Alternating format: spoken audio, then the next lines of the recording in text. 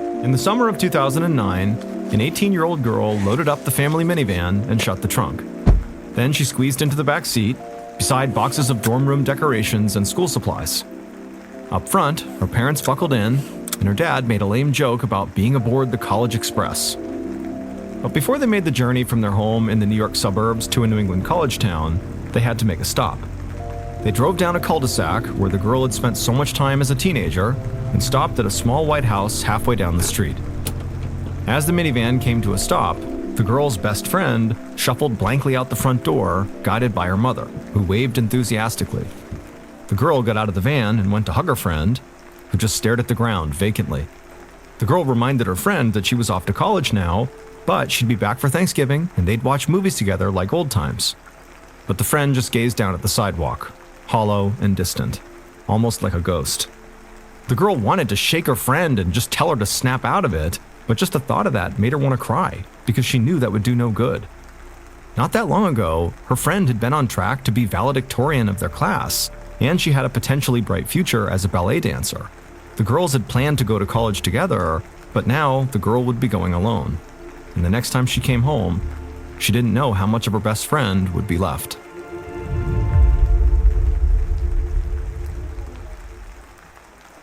Then, 16-year-old Lily Kim sat in her school's auditorium watching the annual talent show. She clapped when the lights came up on her friend Joy Summers, who was dressed in a white tutu. Lily turned to Joy's mom, Frances, who was sitting beside her and beaming with pride. Joy was a classically trained dancer. She'd been performing her entire life, and Lily had almost always been in the audience, cheering on her best friend. She loved watching Joy perform, and she knew that Joy loved being on stage. When the music started, it was like Joy came to life.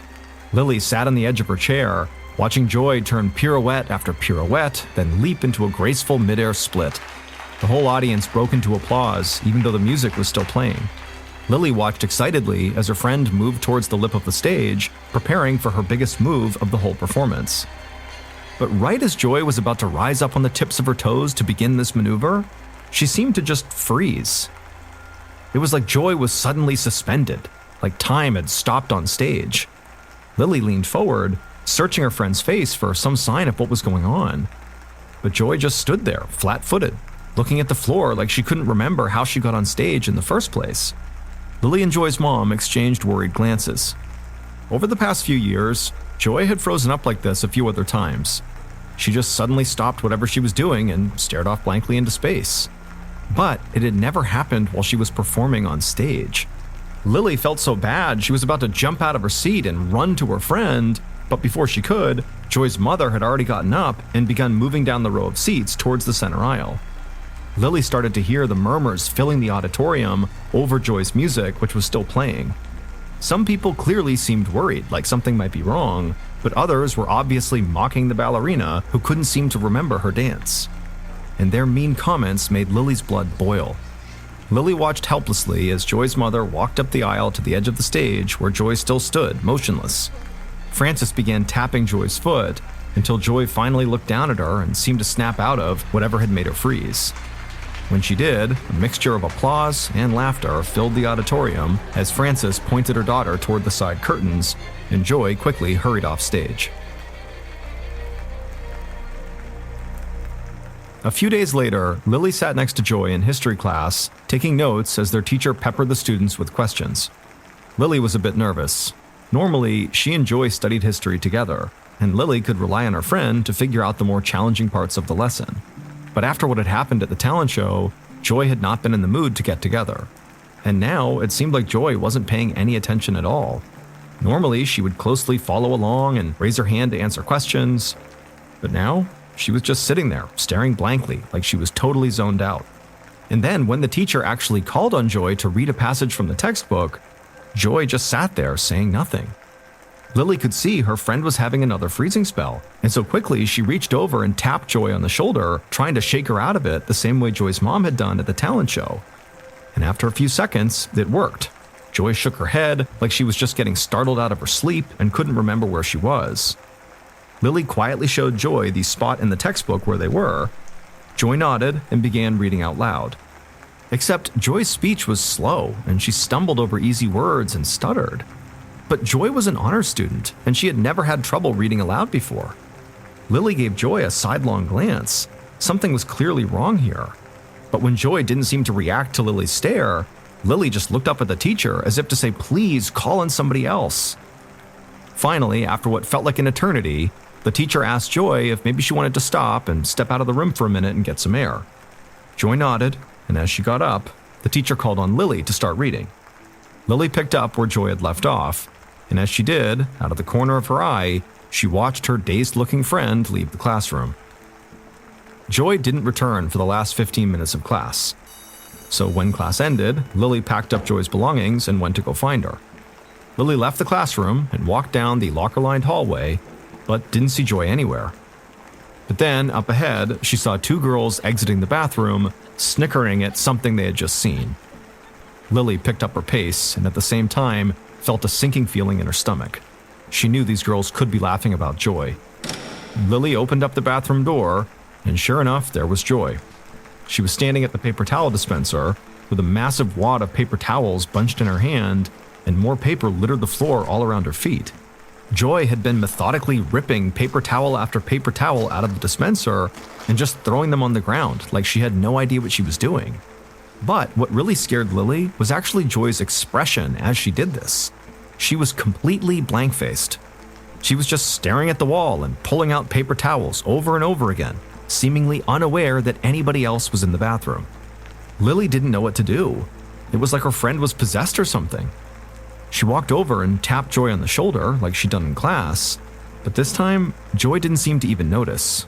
It was chilling. Whatever was going on with Joy, Lily knew it was more than just zoning out. A couple seconds later, Joy did snap out of it, and as soon as she did, she couldn't remember any of it. It was like her memory had gone completely blank. A few weeks later, near the end of the school year, Joy's mother, Frances, was upstairs changing into her running clothes when she heard the front door open. Joy was home from school. Frances called out hello, but in return, she heard a loud, heavy sob. It startled Frances. She ran downstairs to find Joy in the kitchen, sitting at the table and crying into her hands. Joy began unloading to her mother. School used to be easy and fun for her, but now it was miserable. She'd failed another exam, and she was in danger of flunking some of her classes. Plus, other students were starting to make fun of her for these weird zoning out spells she was having. By the time Joy had ran out of tears and breath, all Frances could do was hug her daughter. She was shocked. She didn't realize that Joy had been zoning out so much at school, or that she was struggling in school. Frances almost felt mad at herself for not seeing how bad things had gotten. And so she decided she would make an appointment with the school and talk to some of Joy's teachers before summer vacation started. She needed a clearer picture of what was going on. The following week, Frances sat at a small conference table at Joy's school. A few of Joy's teachers were sitting there too, along with the school psychologist. Frances recognized a few of the people from parent-teacher conferences, where they had all told her that Joy was a pleasure to have in class. And deep down, Frances hoped they'd just say the same thing now. She wanted them to assure her that Joy was doing fine, that her recent behavior was just normal teenage mood swings. But that didn't happen. Joy's AP biology teacher told Frances that Joy was struggling, academically and socially, and her behavior was alarming to the staff, who knew Joy as a bright, engaging student. She wasn't keeping up with her work and never participated in class anymore. She seemed overwhelmed a lot of the time. It was almost like she was shutting down. The other teachers around the table just nodded their heads solemnly. Joy's history teacher eventually chimed in, saying that Joy was actually struggling just to read out loud, and that it was really alarming to hear an honors student struggle to sound out common two-syllable words. Frances was so shocked by what Joy's teachers were telling her that she struggled to say anything in response. That's when the psychologist suggested that maybe Joy's struggles were not really academic. Maybe they were more psychological, and Joy would benefit from therapy. However, Frances was skeptical. She didn't think that counseling would necessarily fix Joy's problem. Whatever was happening to her daughter appeared to be more of a physical issue than a psychological one. By the time Frances left the meeting at the school, she decided to take Joy to see a doctor who could help figure out what was going on. Several months later, in the fall of 2007, Frances sat beside her daughter in their dining room having dinner. For dessert, they enjoyed some leftover cake from Joy's birthday the week before. It had been a quiet affair. Last year, for her Sweet 16, Joy threw a big party with all her friends. But this year, they had just celebrated with one friend, Lily, who'd been the only friend to stick by Joy since her freezing episodes had started last spring. After Frances had had that meeting with Joy's teachers, she had taken her daughter to see a doctor. Specifically, she had taken her to a psychoneurologist, which is a doctor who specializes in the relationship between the physical state of the brain and how it affects human behavior. And that doctor, to start with, had given Joy a standard test to measure intellectual ability. And the results were surprising. Although Joy was having issues with memory and with language while she was in school, the test results showed only minimal impairment in those categories. So the mother and daughter had gone home without any real answers. But the psychoneurologist reassured them that it did not seem like Joy was dealing with anything really dangerous, such as brain cancer. However, over the course of that summer, Joy's behavior had grown even stranger. Her staring spells had gotten longer, and they were happening more frequently, and she developed an even more disruptive behavior: uncontrollable laughter. Joy would just start laughing out loud for no reason, and she would have no idea what triggered it. And then one evening, after Frances came home from a workout class, she found Joy in the kitchen, and she just looked different. It took Frances a moment to realize why. The right side of her daughter's face was drooping, like she'd lost all muscle control on that side of her face. Frances knew that a drooping face is a telltale sign of a stroke, and so immediately she brought Joy to the hospital, but a stroke was ruled out. And in fact, other than her daughter's droopy face, she really had nothing else wrong with her. And so between her daughter's concerning behavior, downward spiraling self-esteem, and social struggles, Frances had decided to pull Joy out of school before the fall term started. Now, Frances knew she would have to homeschool Joy now that she was out of school, and so she anticipated teaching Joy some of her advanced courses. But Joy's intellectual struggles had grown so severe that she could barely even handle a remedial course load. And so the bright, vivacious girl with a bright future who'd taken the dance stage just a few months earlier was nowhere to be seen. And now, sitting at the dinner table, it made Frances unbelievably sad to watch her daughter push her leftover birthday cake around her plate with the right side of her face completely slack. It always looked like she was frowning now, which Frances knew mirrored the way Joy very likely felt. But just then, Joy suddenly dropped her fork and sat upright. She whipped around and scanned the room like she was expecting to see someone. Before Frances could ask what was wrong, Joy started talking. But not to her. Joy wasn't even looking in her mother's direction.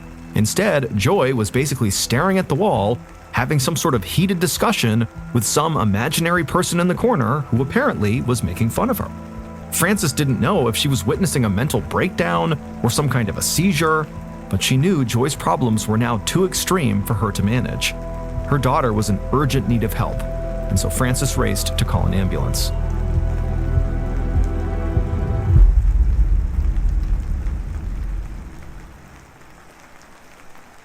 The hospital, the next few weeks passed by in a blur. Upon arriving, Joy was admitted to the hospital for testing to figure out what was causing her delusions. It took a few days, but Joy's doctors finally diagnosed her with schizophrenia, a serious mental health condition that can cause hallucinations, delusions, and disorganized thinking and behavior.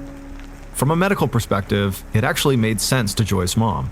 The doctors explained that schizophrenia often manifests around this time in people's lives, as older teenagers or young adults. But still, the diagnosis crushed Frances and caused Joy to burst into tears.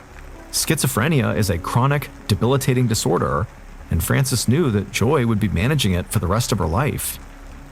Following Joy's schizophrenia diagnosis, her doctors transferred her to the psych ward and put her on antipsychotic drugs to help reduce her hallucinations. However, although they tried several different medications, none of them worked. Joy still zoned out for minutes at a time and hallucinated faces right there in the hospital room.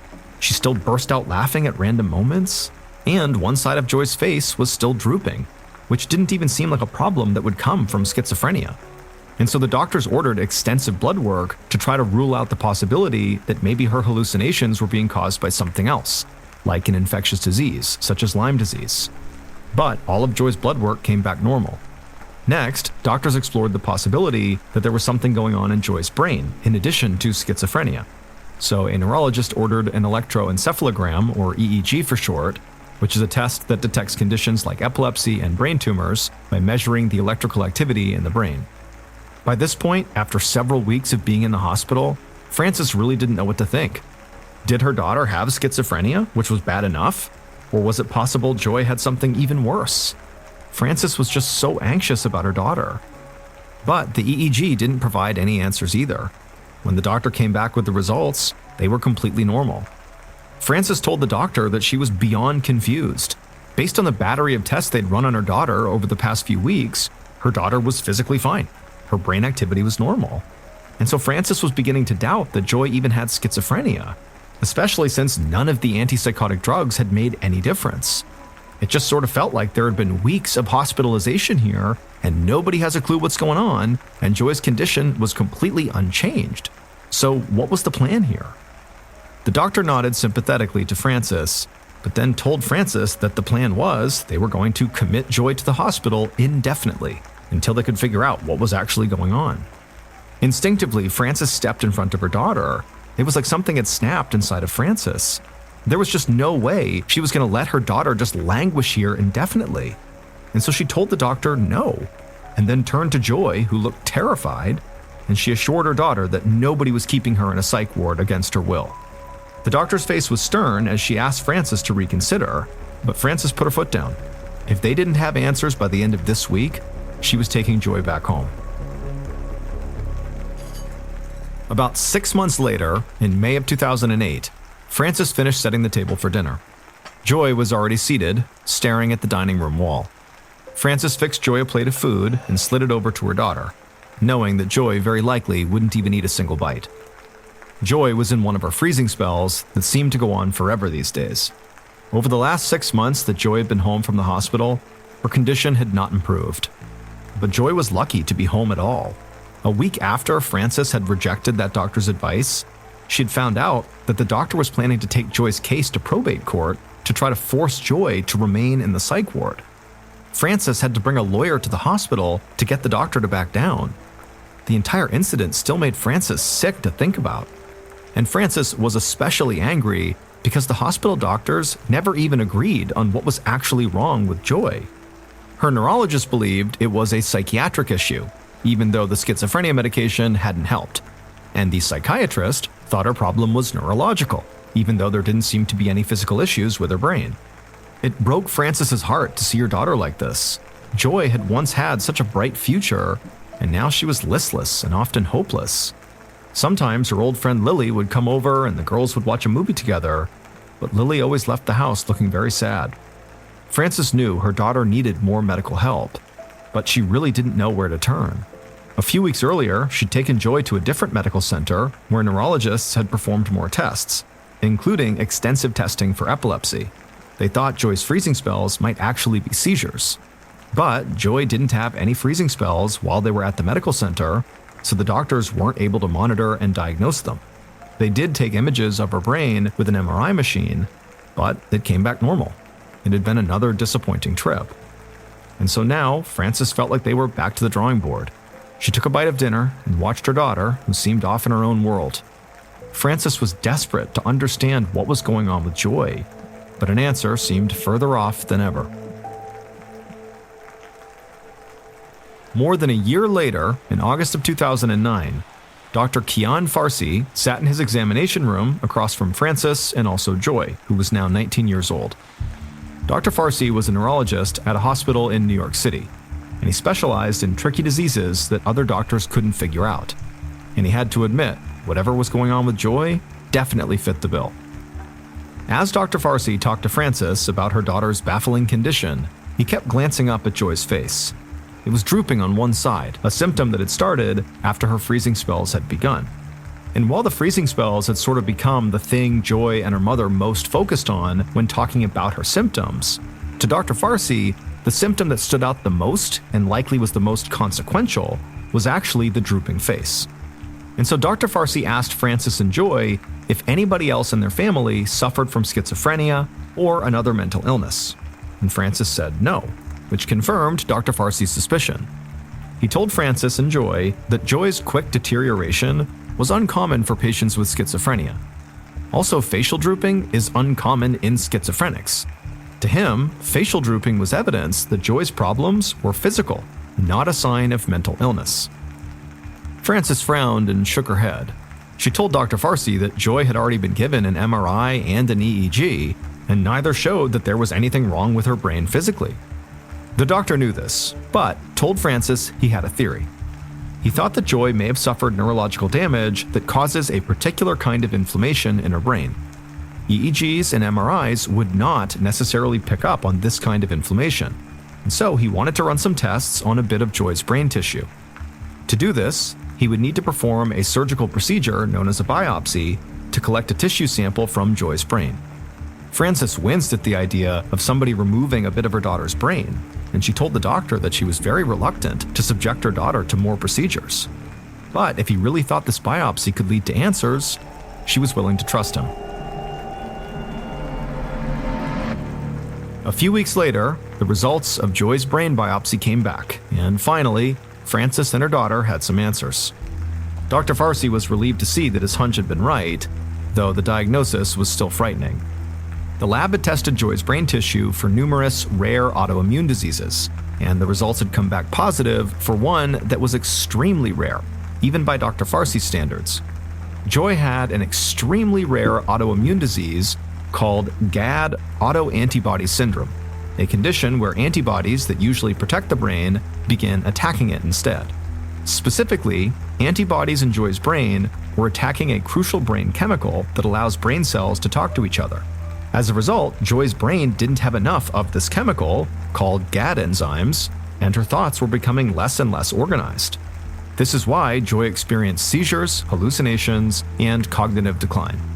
While other doctors assumed these were the symptoms of schizophrenia, Dr. Farsi had seen the whole picture and realized that the deeper problem was the chemistry inside of Joy's brain.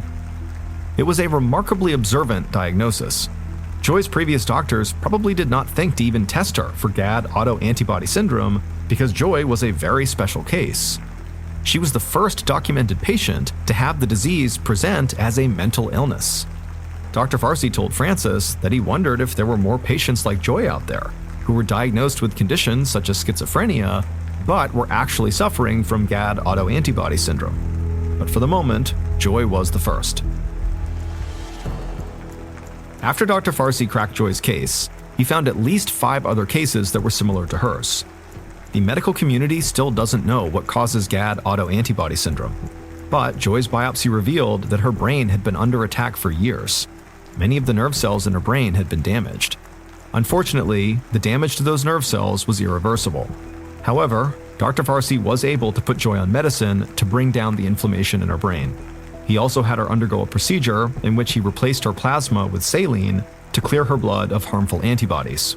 And after these measures were in place, Joy did begin to improve. She became more communicative and experienced fewer hallucinations. While she'll never regain the cognitive function she lost, Dr. Farsi's treatment plan has kept her from further decline and saved her from what he called a death sentence while still alive. For several years following Dr. Farsi's treatment, we know that Joy lived with her mother and worked on regaining a sense of normalcy. However, we don't know if she ever finished high school or was able to ever live independently.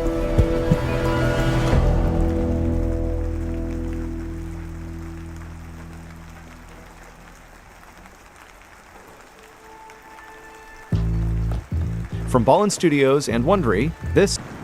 In August of 1994, a police officer in the tiny town of Oakville, Washington, was driving his patrol car on a typical overnight shift.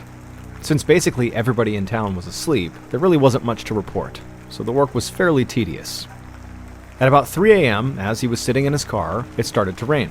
The officer was used to the dreary Pacific Northwest weather and turned on his windshield wipers. But as the blades began swiping from side to side, his windshield only seemed to get dirtier instead of clearer. Eventually, a film covered all but a small portion of the officer's windshield, and so he slowed his cruiser to a crawl. Then he positioned himself so he could look out the one clean spot in his windshield and carefully drove over to the nearest gas station. Clearly, he needed new wiper blades. However, when the officer stepped out of his cruiser to see what was actually clouding his windshield, he made an unsettling discovery. What was on his windshield was not the typical grime that splashes off the roads. Instead, what was on there looked like some kind of clear, slimy coating. The officer ran his finger over the material, and it felt gooey, almost like jello. He looked up at the sky and thought, what in the world is going on here?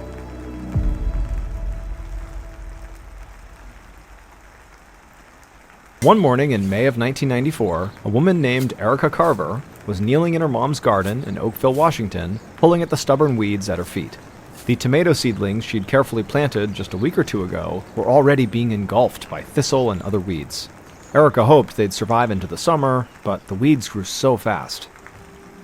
She'd been at it all morning, helping her 64-year-old mom, Maggie, prepare the vegetable garden for the warmer months. All the rain they got up here was a blessing and a curse. It helped turn the whole farm lush and green, but that meant a lot of work mowing grass and pulling weeds. Erica wiped the sweat off her brow and then gave one final tug on a giant thistle still rooted to the ground. Just then, Erica heard a thumping noise, and this noise, which was sort of constant, got louder and louder like it was getting closer.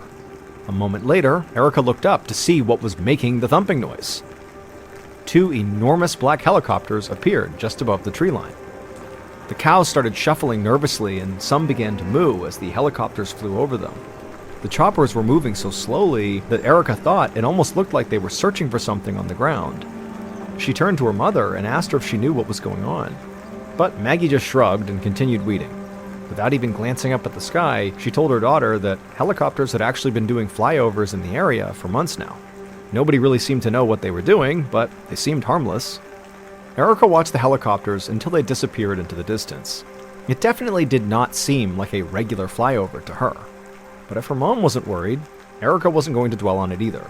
So Erica got back on the ground and kept tending the garden. About 4 months later, on the morning of August 7th, 1994, Erica peered out the window of her mother's farmhouse on another rainy day. It had taken some time for Erica to get used to the Washington weather after moving here from the Arizona desert to help her mother now that Maggie was getting a bit older. But Erica had come to like the wet climate. And as she looked out the window, she could see that all the rain she was starting to like had given them an abundance of tomatoes. Erica went out to the kitchen to make herself some coffee before she began her chores for the day. But as soon as she got to the kitchen, her mother's dogs burst inside, followed by her mother, whose face was as white as a sheet. Erica shouted over the dogs, who were barking like crazy, and asked her mother what was going on. Maggie said she had let the dogs out while there was a lull in the storm, and when she was over near the barn, Maggie said she noticed there were all these strange things all over the box of firewood. They almost looked like hailstones, but when she touched one, it felt soft and jiggly. Erica was very confused by this and just went outside to see for herself. As she walked to the barn, sure enough, Erica saw dozens of small, transparent, gelatinous blobs covering the ground. And as Erica neared the box of firewood that her mom had referenced, she saw that it was covered in these strange objects. Erica walked over to the garden, and she saw the plants were also drenched in this slimy goop, as though it had rained transparent slime. And so Erica looked up at the sky, and then back down at the tomatoes and lettuce, and wondered if it was even safe to eat the vegetables now. Erica hurried back inside and found the phone number for the Department of Agriculture. But when she spoke with a representative about this goo, he did not seem too concerned. He said he didn't have an explanation for what the goo was. Sure, it did sound totally weird, but also it was very likely harmless. Toxic substances did not rain from the sky like that. Whatever this goo was, the next rain would very likely wash it off the crops and everything would go back to normal. But Erica wasn't so sure. After she got off the call with this representative, she called her brother, James, who was a paramedic in town. And he told her he had actually seen the goo as well where he was, and agreed that something didn't feel right about it. He said he had gotten reports that this stuff had been falling all over Oakville, and he'd even heard over his emergency scanner that a local police officer had had to pull over on the road because his cruiser had suddenly become covered in it and he couldn't even see. James told his sister that he was actually off for the day and said he would come over and they could try to figure out what this was together.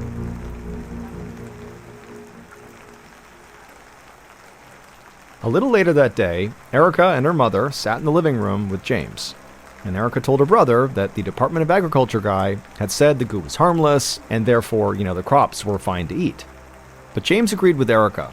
He wasn't sure the crops were actually safe to eat, despite what this guy said, and they couldn't be positive until they knew more about the goo. And so Erica and James decided to go outside to have a closer look, and just in case this stuff was actually dangerous, they told their mom to just stay inside. Once the brother and sister were out in the yard, James reached into his pocket and pulled out 2 sets of latex gloves. Erica had asked him to bring them over as a precaution. Back in Arizona, Erica had worked for the Occupational Safety and Health Administration, or OSHA, and so she knew from experience that unknown substances should be handled with care until they knew for sure that it was not toxic. Erica kneeled down next to some of the goo, James right beside her, and carefully she scooped up one of the blobs into a glass jar. The transparent, viscous goo wasn't moving on its own, but when she touched it, it jiggled, almost like jello. Over the next few minutes, they scooped up enough of these blobs to fill up the jar, and there were still countless more of these small gelatinous globs all over the yard. Erica put the lid back on the jar and then held the jar up to the sunlight. She could see the blobs were completely transparent, like aloe vera gel. Erica was fascinated. She had always been curious by nature, and her old job with OSHA had really taught her to think like a scientist. So she decided to do a little experiment. Back inside, Erica set up a makeshift laboratory in the kitchen. She placed 3 bowls on the counter, one filled with water, another with rubbing alcohol, and the last was empty. Then her brother James reached into the glass jar and pulled out the first blob. She noticed it stuck to his latex gloves. Erica held her breath as James carefully placed the blob into the water bowl, and right away the blob just sort of floated on the surface. Now, this didn't answer a whole lot of questions, but what it did do is tell her that the blobs had to contain chemicals other than just water. If it was just water, it would have broken apart and dissolved inside of the water, but it didn't. And so Erica reached out and took another blob with her gloved hand and placed it into the alcohol bowl, and again, it did not dissolve. Erica urged James to be gentle as he placed the final blob into the empty bowl, and then she watched as her brother held a lighter to that blob for a few seconds. But the fire did nothing. It didn't burn the blob at all. Erica was intrigued. She was not exactly sure what any of these reactions truly meant. All she knew was that she still had no idea what the substance could be. And when she made eye contact with her brother, she could see from the expression on his face that he also was totally confused. The following day, Erica was at her mother's house when she suddenly heard a loud thud coming from her mother's bedroom. Erica ran into the room to find her mom lying on the floor with her face pale and sweaty. Erica rushed to her mother's side and cradled her mother's head, and Maggie looked back at Erica with these glazed eyes. And after she sort of composed herself, Maggie told Erica that the room had just started spinning and she felt nauseous, and then she said everything had gone black and she collapsed. Erica helped get her mother into bed and then ran to the phone to call 911. After she placed the call and was just sort of pacing around the kitchen, she spotted the jar of goo on the counter. And suddenly a thought popped into her head. Her mom had actually been the only one to touch the strange blobs without gloves on. What if these blobs had something to do with her sudden illness?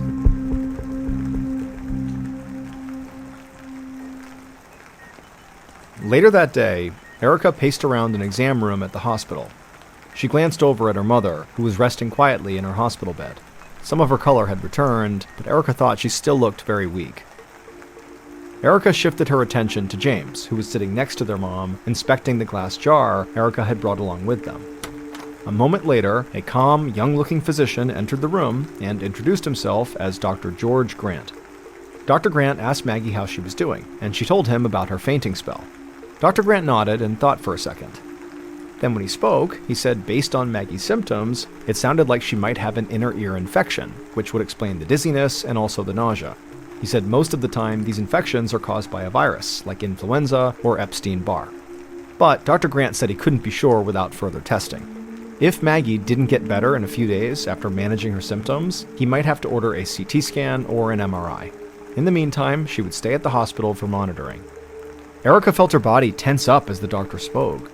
She knew that it must be somewhat serious if they're having her mom stay at the hospital like this. Her gaze again turned to the jar in her brother's hands. She asked him for the container and then turned to the doctor. Erica told the doctor about all the goo that had fallen from the sky and how their mother had touched it with her bare hands. Erica explained that she and her brother had collected some samples of this goo that they had brought along with them in this jar. Erica asked Dr. Grant while holding up this jar if maybe the goo had something to do with her mother's illness. As Erica extended the jar out to him, she could see the confusion in the doctor's eyes. He said it sounded pretty unlikely, but he would be happy to run some tests on it. Erica hoped that maybe a real lab would give them some real answers.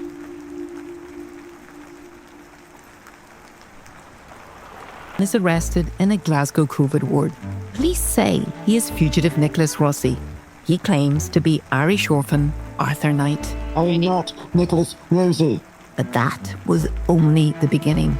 Join me, Jane McSorley, for I Am Not Nicholas, the full story, and find out what happened next in Series 2, I Am Not Nicholas, The Trials. Across 3 brand new episodes, I'll take you inside the trials of Nicholas Rossi. We'll meet the women and detectives trying to bring him down, and the jurors who'll decide his fate. I even find myself being called to the witness stand. I'm just concerned that I might come out with evidence that's not admissible, and if I do that, the trial collapses, all because of me. That's I Am Not Nicholas, Series 1 and Series 2. You can binge all episodes early and ad-free by joining Audible on the Audible app or Apple Podcasts. 4 days later, Erica helped her mother walk up the front steps of her house. As she climbed, Maggie could only take one stair at a time. She was doing a lot better, but she still was not fully recovered. Whatever was wrong with her, it was not an inner ear infection. However, the doctors didn't know any more than that. Her discharge paperwork said that she was sick from some kind of virus. But they had nothing more to test for, and Maggie was well enough to be back on her feet, so the doctor said it was safe for her to go home. This vagueness only made Erica more suspicious about the gooey substance and the threat it might pose to the residents of Oakville. The day after she and James had found the dead kitten, Erica shipped a sample blob to the Washington State Department of Health and personally delivered a second sample to the State Department of Ecology, and she'd been waiting for the results ever since. Erica carefully guided her mother through the front door and to her bedroom, her mind still very much on the blobs. Once her mom was all settled in, Erica made her way back to the kitchen. As she filled up a glass of water to bring to her mother, the phone rang, and Erica ran and picked it up immediately. It was the Department of Ecology. Erica felt her heart start to race as she listened to the government official on the other end of the line. He told her that they had run some tests, and they determined that the goo had come from a living organism. However, the hospital lab had been wrong. The blobs did not contain any human white blood cells. The department scientist thought the blood cells had come from jellyfish. To Erica, this made zero sense, and that's what she told the scientist. The closest beach was almost 40 miles from Oakville, so how could a jellyfish, or parts of a jellyfish, fall from the sky 40 miles from the ocean? The scientist said he had no idea. He knew this explanation sounded crazy, but according to the sample, that's what it was. Erica thanked the official for looking into it, then she hung up and walked to the dining room table to sit down. As Erica rested her chin on her hands and tried to make sense of what the official had just told her, she glanced down at the day's newspaper sitting on the table, and the front page was littered with headlines about the, quote, Oakville blobs. Erica picked up the paper and began reading. People all over town had apparently been seeing these things, including that police officer James had mentioned, and it seemed like the blobs were making other people sick too. One article said that an estimated 30 Oakville residents had become ill, and they all had the same flu-like symptoms as Maggie. And as Erica kept reading, she saw that hundreds of dead crabs had washed up on a beach about 100 miles away. The paper said that a gelatinous substance had washed up alongside the crabs. At the mention of this beach, Erica's mind snapped into focus. Erica turned to another article where one scientist offered a theory that maybe a large swarm of jellyfish had been sucked up by a powerful waterspout, like a small tornado out on the ocean. The waterspout had then whirled the jellyfish around like a blender until they were reduced to small pieces and hurled up into the sky, and then those pieces rained down on Oakville. Erica still thought it was totally crazy to think these were jellyfish falling from the sky, but maybe they were. However, that still didn't explain why these blobs, whether they were jellyfish or not, had killed animals and made more than 30 humans sick. Maybe, if these really were jellyfish, it was a particular kind of jellyfish that was poisonous. Just then, Erica heard raindrops bouncing off the roof. She looked up from the paper and towards the window, and she gasped because once again, it was raining blobs.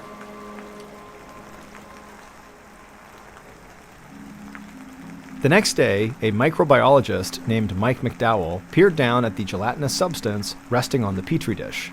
Mike was running tests on the goo samples that had been sent to the Washington Department of Health from an Oakville resident named Erica Carver.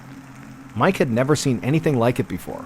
When it came to his research and investigations, he usually had some sort of idea about what he was dealing with, but not this time. He knew some people, including scientists, had theorized that these blobs were jellyfish that had rained down from the sky. But so far, Mike hadn't found any jellyfish cells in his sample. And there also weren't any human white blood cells either. But whatever it was, he felt confident he would get to the bottom of it. Directly observing the material under a microscope had not yielded any results. So Mike had placed some samples in an incubator to see if it grew any bacteria. If it did, then maybe he could identify what type of bacteria it was, and that might shed some light on what this goo was. Finally, the sample was ready, so Mike pulled them out of the incubator, and when he did, his pulse quickened, because the sample had grown bacteria. Mike immediately performed some biochemical tests and was able to identify that this particular bacteria normally came from the digestive tract, which meant this goo had to be from some kind of an animal and might even be from a human. Mike grabbed his notepad and pencil and scribbled furiously as he worked through the implications of his discovery. How did gut bacteria end up falling from the sky? Then he had a thought. Mike wondered if these blobs were actually just toilet waste dumped from an airplane. It was possible that when the waste was stored at such high altitudes in the plane, it could turn into a jelly-like material. However, Mike realized there was at least one problem with this theory. He knew that airlines typically used blue dye to stain their toilet waste, and these blobs were completely clear. Mike sighed and walked back over to the microscope and refocused the lens on the gooey blob. As he stared at the sample through the microscope, he started to wonder if this was a man-made compound called a matrix, which is a carrier or delivery system for other chemicals. It's like an envelope you can use to contain dangerous substances without anyone detecting it. More specifically, a matrix can be used to deliver a harmful substance to an unsuspecting target. But Mike couldn't understand why there would be parts of a jellyfish or whole jellyfish or toilet waste inside of a matrix. What would the purpose be? Why would anybody do that? His mind raced as he thought through the possibilities. Then it hit him. A matrix containing dangerous elements does not just randomly appear in a rainstorm. Someone had to place it there. Mike paced around the lab as he toyed with this idea. If he was correct, then these blobs were more than just a strange phenomenon. It seemed crazy to even think about, but he couldn't help but wonder. Could it be they were some kind of bioweapon? Mike was starting to get a headache and decided he would come back to his work tomorrow. So he carefully removed the sample from the microscope, he placed it back inside the container, and sealed the lid shut. Then Mike carried it to the biosafety storage facility next to his lab. The separate, secure room contained a cabinet where Mike stored important samples and materials. He gingerly placed the container into the cabinet and shut the glass window.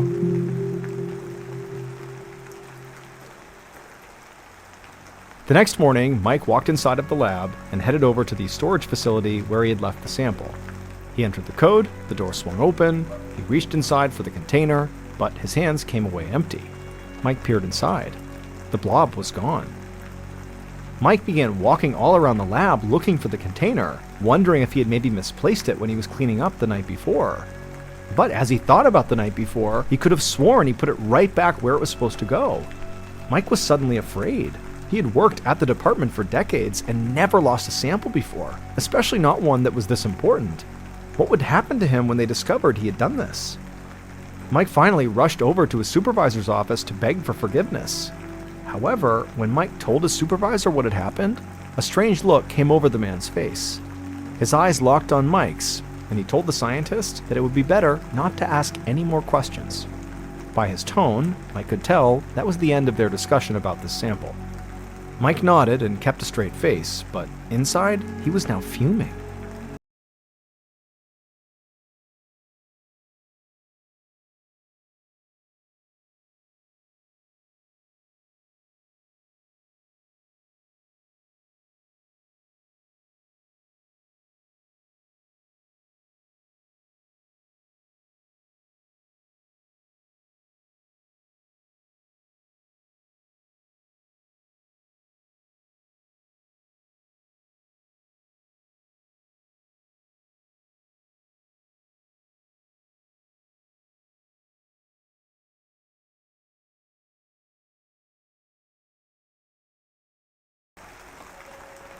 Throughout 1994, a total of 6 storms dropped gelatinous blobs on the city of Oakville, Washington.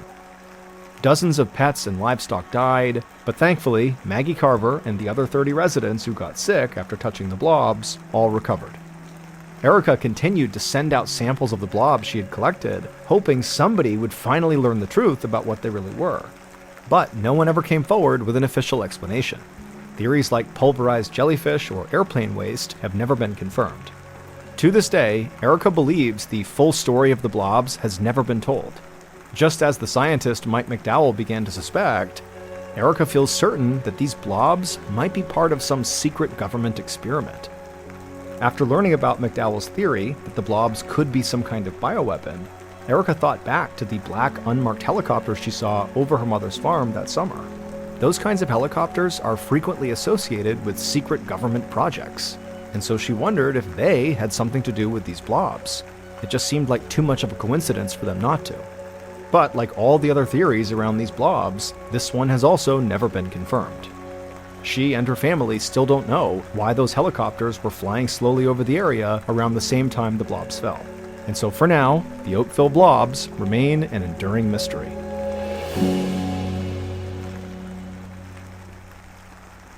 One August morning in 2019, a widow in her 70s drove in silence with her 2 adult children to a hospital in New Brunswick, Canada. Although it was a beautiful summer morning, the mood in the car was somber. The previous winter, the woman's husband and the father of her children had suddenly lost his mind and died. It had been almost like he was in the grips of an extremely fast-moving case of Alzheimer's. His mind and body had declined so quickly, ravaged by this frightening and mysterious disease. By the end of May that year, the woman's husband was dead, leaving her and her children both shattered and confused by what they had just witnessed. But the worst part of it was they didn't even know what disease had killed him. His doctor had a pretty good guess, but he wouldn't be sure until an autopsy was performed. And so now, 2 months later, and after an autopsy was done, the family was going to meet with that doctor about what he discovered. Once the woman and her children were settled in the doctor's office, he got straight to the point. Unfortunately, the autopsy had been inconclusive. Her husband had died from an unknown illness. But before the widow could say a word, the doctor told her that wasn't all. In digging through the hospital's records, the doctor had discovered 20 other patients in just the past few years who were diagnosed with symptoms that were very similar to her husband's. So whatever this disease was, it was not isolated. But the strange thing was, beyond their geographic proximity, there was nothing connecting these patients. Not age, not lifestyle, nothing. Which left the doctor with a chilling but inescapable conclusion. Something where these people lived was responsible for making them sick. But the doctor had no idea what it could be.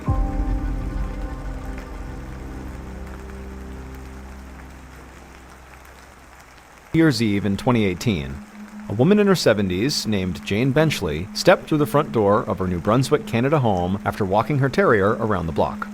She called out for her 81-year-old husband, Louis, but the house was quiet. Jane checked their bedroom, and the bathrooms, and even looked in the backyard. And just as she started to worry, she heard Louis's voice from down the hall. She opened the door to what used to be his office. Inside, her husband was hunched over his desk, looking at dusty old accounting logs and muttering to himself. Jane was surprised to find him there. Louis had retired years ago and hardly ever used the office anymore. When Jane asked him what he was doing, Louis slammed his fist down. Then he shoved the folders to the floor, leapt to his feet, and began shouting about how he'd been cheated. A supplier overcharged him for lumber on a contracting job, and he was furious about it. Jane tried to calm him down by reminding Louis that he'd sold his construction business years ago. Any money conflicts from old projects were water under the bridge now. But Louis was not having it. He just stood there angrily shaking his head and fell silent. Jane left the office to give her husband some space to sort through his anger on his own. But at dinner later that night, Louis was still fuming. He barely spoke. Jane couldn't understand why he was so fixated on financial matters from ages ago, but she just hoped a good night's sleep would clear his head.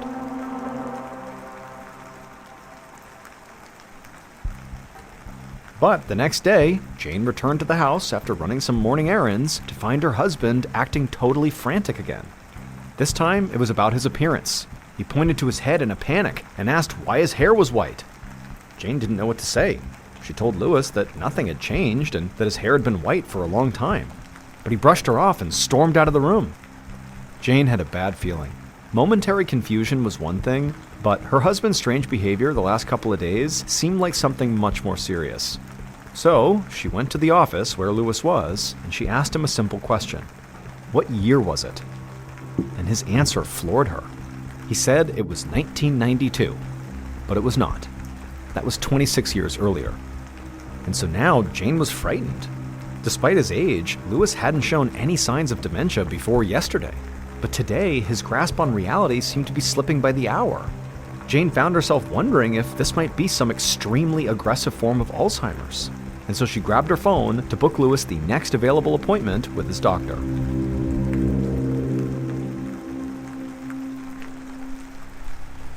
That night, Jane did her best to try to relax. She sat down in front of the TV with a cup of tea, but no matter what she did, she just couldn't stop worrying about her husband. As she got up to pour a new cup, she heard a loud crash from down the hall. Jane rushed towards the noise and swung open the office door. Inside, the floor was covered in shattered pieces of Lewis's desk lamp. Behind the desk sat Lewis, thrashing in his chair with his eyes rolled back in his head. Jane rushed to his side and tried to calm him down, but his body was spasming out of control. All she could do was hold his limbs and try to keep Lewis from smashing anything else. Gradually, the seizure did subside, and once Lewis was breathing normally, Jane grabbed her phone, purse, and keys and guided her husband to the car. Her mind raced as she drove him to the hospital. What in the world was going on with her husband?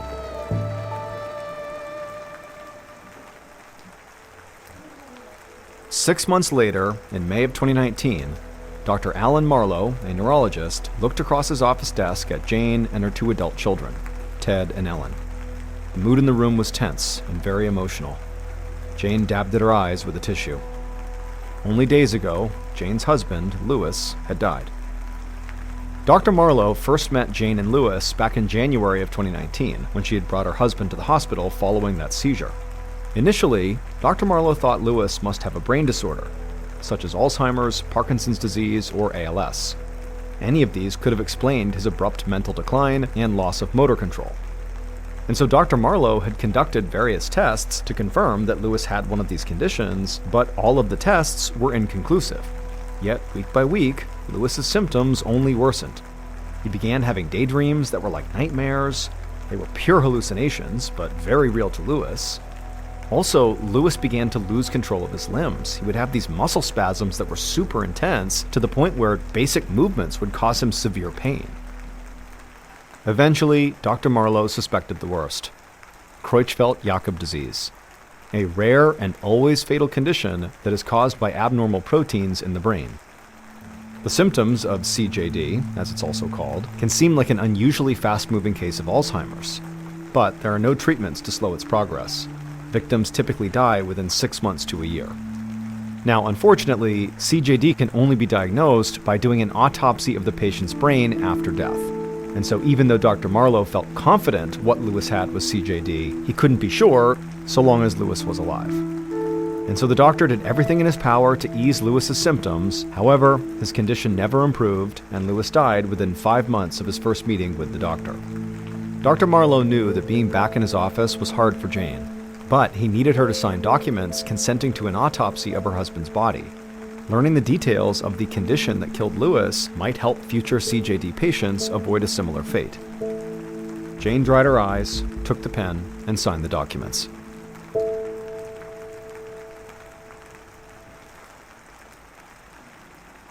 Three months later, in the late summer of 2019, Dr. Marlowe returned to his office to find an email informing him that Lewis Benchley's post-mortem report was complete. Dr. Marlowe clicked it open, and he was surprised at what he saw. Lewis did not have Creutzfeldt-Jakob disease. Lewis's symptoms had been very consistent with CJD. Nothing else had made sense to the doctor. But if CJD didn't kill Lewis, what did? Dr. Marlowe opened Lewis's old medical file to refamiliarize himself with the details.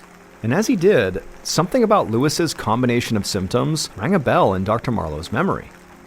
Dr. Marlowe dug up the case files of some other patients he treated over the past few years.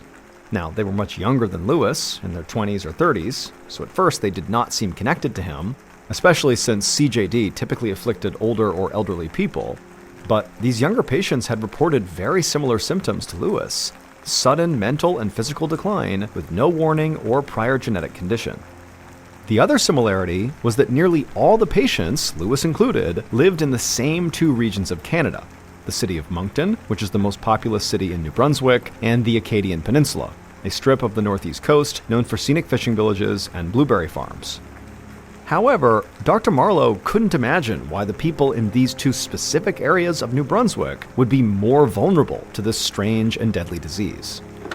Dr. Marlowe buzzed his secretary to schedule a meeting with Jane to share the results of her husband's examination. Dr. Marlowe wondered what to tell her after breaking the news that her husband had not in fact died of CJD. He knew she'd want to know the same thing he did.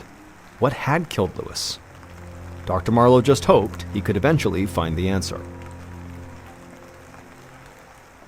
In a Glasgow COVID ward, police say he is fugitive Nicholas Rossi.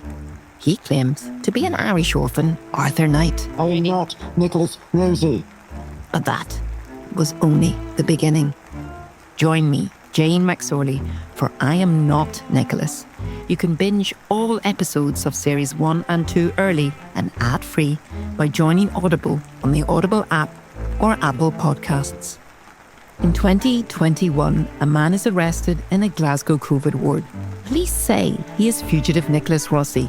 He claims to be Irish orphan Arthur Knight. I am not Nicholas Rosie. But that was only the beginning. Join me, Jane McSorley, for I Am Not Nicholas, the full story, and find out what happened next in Series 2, I Am Not Nicholas, The Trials. Across 3 brand new episodes, I'll take you inside the trials of Nicholas Rossi. We'll meet the women and detectives trying to bring him down, and the jurors who'll decide his fate. I even find myself being called to the witness stand. I'm just concerned that I might come out with evidence that's not admissible. And if I do that, the trial collapses, all because of me. That's I Am Not Nicholas, Series 1 and Series 2. You can binge all episodes early and ad-free by joining Audible on the Audible app or Apple Podcasts. A little over a year later, on an early morning in 2021, Lewis Benchley's son, Ted, opened his morning newspaper and saw that the mystery disease that had killed his father was finally getting some public attention. After meeting with Dr. Marlowe, Ted and his sister Ellen had been scared to death. They wondered if the disease might have some genetic basis, and whether, as a result, they were at risk of meeting the same fate as their father. But since at this point nobody knew what the disease even was, there was no way to determine if they were in danger or not. That morning, Ted read that Dr. Marlowe, along with a variety of other experts, had been meeting at the Public Health Agency of Canada to discuss a new disease that had afflicted more than 40 people in the region, which meant Dr. Marlowe had discovered at least 20 new cases since Ted's dad got sick. These experts were referring to this disease by the name New Brunswick Neurological Syndrome of Unknown Etiology. Ted continued reading, and he saw that patients with the syndrome spanned different ages, lifestyles, and backgrounds, but they all seemed to develop dementia in the exact same way his father had. And so far, 6 of these people had died. Ted was relieved to read that the scientists did not see any genetic link in this disease. In fact, scientists found that these patients had only one thing in common. They all lived in the same geographical area, and this made scientists suspect that something in the environment might be to blame. Some scientists had apparently drafted a memo to warn local doctors about this horrible, mysterious illness, while others feared it would cause panic and argued against sending it out. However, that disagreement no longer mattered because somebody had leaked the whole memo to the press, and so the mysterious disease now had global attention.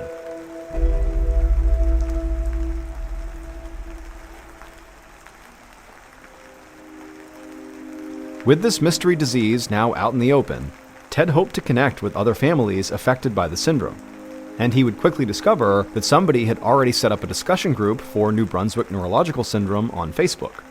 And soon, Ted would share to this group that the Canadian Institutes of Health Research had offered Dr. Marlowe's group 5 million Canadian dollars to fund a clinical investigation of New Brunswick disease. However, 2 months later, the New Brunswick provincial government announced it would be taking over this investigation, which meant Dr. Marlowe and his team of scientists would no longer be involved. Ted and the other members of this Facebook group could not understand why the government would exclude Dr. Marlowe. He had done more than anybody else to identify the strange condition and its victims. Ted thought the government should be looking to include more scientists rather than leaving people out. It just made no sense to Ted or anybody else in this group, unless something was going on behind the scenes that they weren't aware of. Five months later, in October of 2021, Ted was driving to work on a crisp fall morning. He kept the windows cracked to enjoy the fresh air, with the radio turned on low. Ted was doing his best to enjoy the morning, but his mind was preoccupied. His father, Louis, had been dead for over 2 years, but his cause of death was still unknown. Ted and his Facebook friends had been anxious for more information, but ever since the provincial government had taken over the investigation, there had been zero updates on the issue. As Ted passed an 18-wheeler loaded with lumber, his ear happened to catch a snippet from the radio. He turned up the volume just in time to hear the announcer mention the New Brunswick disease. The province had been studying a cluster of 48 cases, 8 of which had been fatal so far. To conduct autopsies on those 8 fatalities, they had turned to an independent doctor from the province of Ontario, Dr. Robert Hansen. And now Dr. Hansen had finished his investigation. And his preliminary conclusion was that there was no connection between the cases. They were all separate incidents, unrelated to each other. Dr. Hansen determined that each of these patients had contracted a well-known disease, such as cancer, Lewy body dementia, or Alzheimer's. There was no new disease here. Ted couldn't believe what he was hearing. He was certain there had to be a connection between all these cases. Also, Ted had seen his father's autopsy report. He wasn't sure which disease Dr. Hansen thought had killed his father, but he knew that his dad had absolutely not died of CJD or any of those diseases listed in Dr. Hansen's report. It was something new, something that still was not recognized by the medical community. And so now, Ted wondered if maybe the Canadian government wanted to keep it that way. Something just felt off about this whole situation, and so Ted decided he was going to do something about it.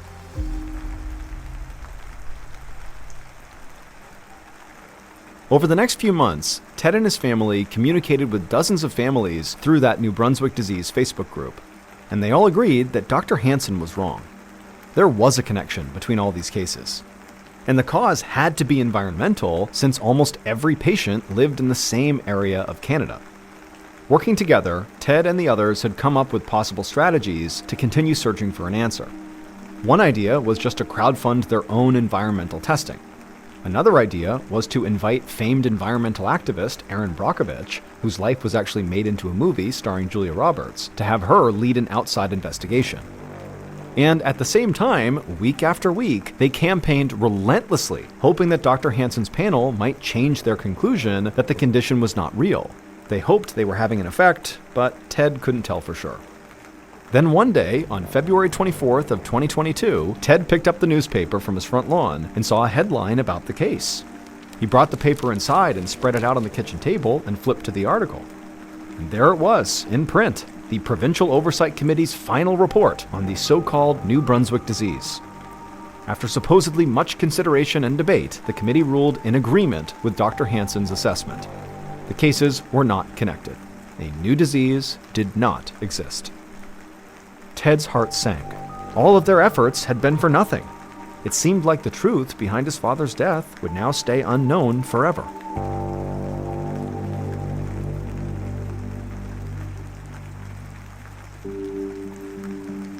Over 8 months later, as the sun was beginning to set on an autumn afternoon in 2022, Dr. Marlowe slumped into his chair behind his desk and sighed deeply. His last patient of the day had just left. Finally, he could take a moment for himself. Even after the government shut down his research into the New Brunswick disease, Dr. Marlowe's workload of patients who appeared to have the non-existent condition continued to grow. Eventually, it totaled 430, 111 of whom were under the age of 45, and 39 had died so far. And almost all of them suffered a similar pattern of sudden cognitive and physical decline. Dr. Marlowe could find little connection between the age or background of the patients themselves, but he did notice a striking pattern in when they got sick. Most of his new cases were clustered around late summer and early fall. He tried to think about what environmental factors might change at the end of the summer. Glancing out the window, Dr. Marlowe let his eyes settle on the line of trees at the horizon, a common sight across heavily forested Canada. But today, it sparked something in his mind. Dr. Marlowe wondered if the late summer spike in cases had something to do with forestry schedules. Dr. Marlowe knew that most logging is done in the summer. Once the trees are felled and hauled away, new seedlings are planted to regrow the area, so it can be logged again in the future. But in order to keep weeds and shrubs from choking off the new trees, loggers spray herbicide. As with many chemicals, Dr. Marlowe knew that their effects on humans sometimes took generations to identify. If it was discovered that exposure to these herbicide chemicals was sickening people in this area, it would be a massive liability for the Canadian government. Was it possible that's what they were afraid of, and why the government had closed the investigation? To keep a connection like this hidden? Logging was one of New Brunswick's oldest, biggest, and most profitable industries, and messing with an economic engine of that size was a dangerous business. If the forestry industry feared they might be tied to a public health epidemic, Dr. Marlowe had no doubt that calls would be made to top political leaders to put pressure on them to stop that information from getting out. Too many people stood to lose too much money. Dr. Marlowe wanted to test this new chemical theory, but it would take weeks before he finally found a laboratory that was willing to discreetly run some tests for him. It was a 6-hour drive away in the province of Quebec, but Dr. Marlowe was thankful to have anyone willing to take on this work. In December of 2022, Dr. Marlowe collected blood samples from over 100 of his New Brunswick disease patients, and he shipped them to this laboratory. His goal was to test as wide a spectrum of patients as possible to make sure his results were scientifically sound. Weeks later, Dr. Marlowe finally got word from the lab that the tests were complete. He swiped open his tablet to check the results, and what he saw astonished him.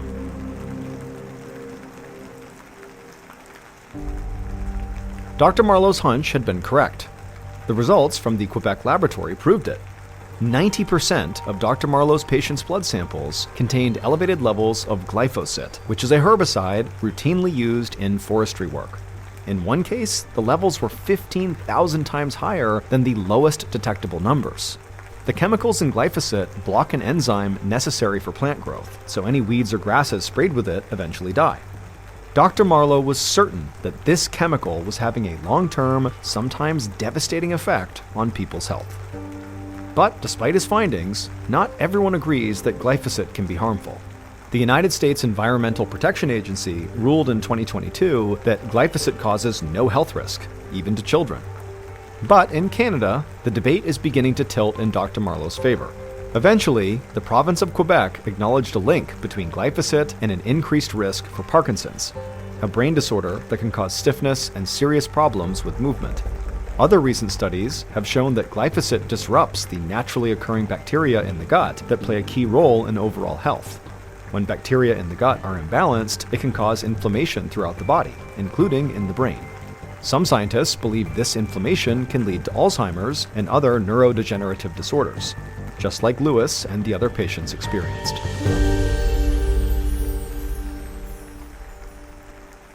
Dr. Marlowe continues to hold out hope that the government will resume their research, and he may get his wish. On November 15, 2024, the newly elected premier of New Brunswick, basically the province's new governor, said she wants to reopen the investigation, which means, finally, the people affected by New Brunswick disease may get the answers they've been seeking. In the spring of 2021, a man in his mid-50s crouched beside a raised bed of cherry tomatoes, pulling out weeds. Gardening was one of his greatest pleasures, but he'd been away from it for a few days due to a recent surgery. He could feel a subtle pain creeping up his chest and up into his jaw, but he thought a little gardening wouldn't make it any worse. Suddenly, the man felt like someone had stabbed him in the chest. He took a seat on the ground and began breathing slowly to calm himself down, and he put his hand over his heart. The beat was steady, but so was the pain, now washing over him in waves. With difficulty, he pulled himself to his feet, staggered over to the patio, slumped in a chair, and took a sip of water. But it didn't help. The pain only got more and more intense until he realized he might be having a heart attack. Just as his vision began to cloud, he reached across the table, grabbed his phone, and dialed 911.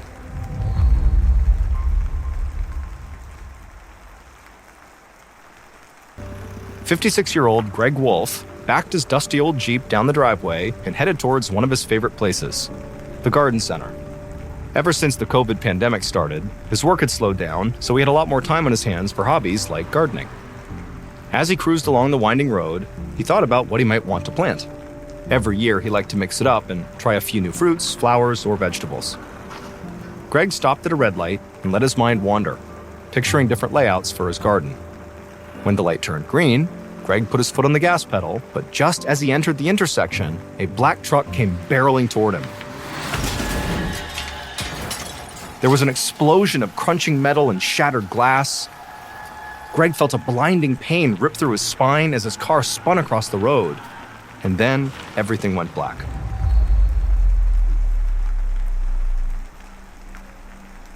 Three days later, Greg lay on his stomach in an operating room under fluorescent lights.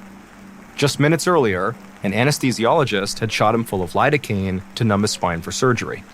And as he began to feel the medicine kicking in, it occurred to him that this was actually the first time he had not been in pain since the car accident. Even though Greg had been wearing a seatbelt at the time of the crash, the impact of the crash had broken a vertebrae in his back. He'd been in the hospital for days while doctors did everything they could to try to stabilize his injury. Once he'd regained consciousness following the crash, doctors told Greg that he was very lucky. The accident could have been much worse. Greg had suffered what's known as a stable fracture. This meant that when his vertebrae cracked, it stayed in the same place rather than being knocked out of alignment. So the nerve endings in Greg's spinal column were not affected. If they had been, Greg could have been paralyzed. To relieve his pain, Greg's doctors had decided to perform a surgery called kyphoplasty, which corrects small fractures like the one in his vertebrae. This was the surgery he was being prepped for right now. A few minutes later, the doctor arrived and greeted Greg and walked him through what was going to happen. Greg was going to remain conscious during the procedure. Then, after Greg acknowledged that he was ready to go, Greg felt the doctor's hands on his back, followed by a dull pressure as a large hollow needle entered his spine.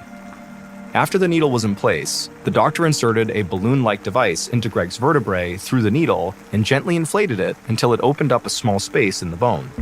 Into this space, the doctor then injected a special type of liquid cement. As the cement settled in the cracked vertebrae, it hardened and bonded against the bone. This would stabilize Greg's spine while staying flexible enough to allow him a full range of motion. And critically, it would also help reduce Greg's pain. Within a week, the doctor said he'd be feeling like his old self. Greg felt the pressure in his back start to fade as the doctor withdrew the needle from his spine. A few minutes later, a nurse came in and wheeled Greg down the hall to a recovery room to rest. As the anesthesia began to wear off, Greg did feel soreness in his spine, but the pain was mild. And after what he'd been through, this felt like a gift. A few hours later, as Greg got dressed and ready to go home, the surgeon came by to check on him. He recommended that Greg only take showers, not baths, for a few days to allow the wound on his back to heal, and he should avoid any heavy lifting for at least a week. But otherwise, his life would be just like before the surgery. Riding home from the hospital with his wife, Greg felt like he had miraculously avoided a tragedy. Now, he could get back to enjoying his life. But, only 7 days later, Greg was back in the emergency room. Everything hurt. His chest, his neck, his jaw. Even turning his head sent shivers of pain rippling through his body. The first few days back at home had been fine. He was able to take walks and cook, even do a little gardening, but on the 5th day, he began to feel this new kind of pain in his chest. Following the doctor's advice, Greg checked his wound from the surgery to see if it was infected. But the wound looked fine, so he decided to turn in early that night and hope he would feel better in the morning. However, over the next 2 days, Greg's pain only spread. Greg tried to relax and avoided doing anything strenuous, but almost any movement, even just turning his head, hurt like crazy. He thought he felt well enough to weed his garden, and that's when the pain suddenly became almost blinding.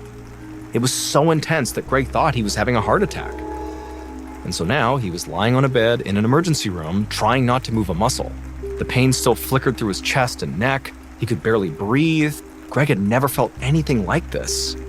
It felt even worse than what he imagined a heart attack was like. Greg just hoped that whatever was happening, it was not too late to fix it. ER doctor Miranda Gibbs was just coming back from lunch when an x-ray technician stopped her in the hallway with an update. There was something seriously wrong with her new patient, Greg Wolf. She followed the technician to his office and looked at Greg's x-rays displayed on his computer. Greg's spine looked fine. His recent kyphoplasty surgery had clearly repaired his cracked vertebrae. But something else she saw in Greg's x-ray disturbed her. Dr. Gibbs pulled out her phone and called the medical imaging department. She told them she needed to book a CT scan for her patient immediately. 2 hours later, the images had been processed and were ready for her inspection. Sitting in her office, Dr. Gibbs struggled to comprehend what she was even looking at.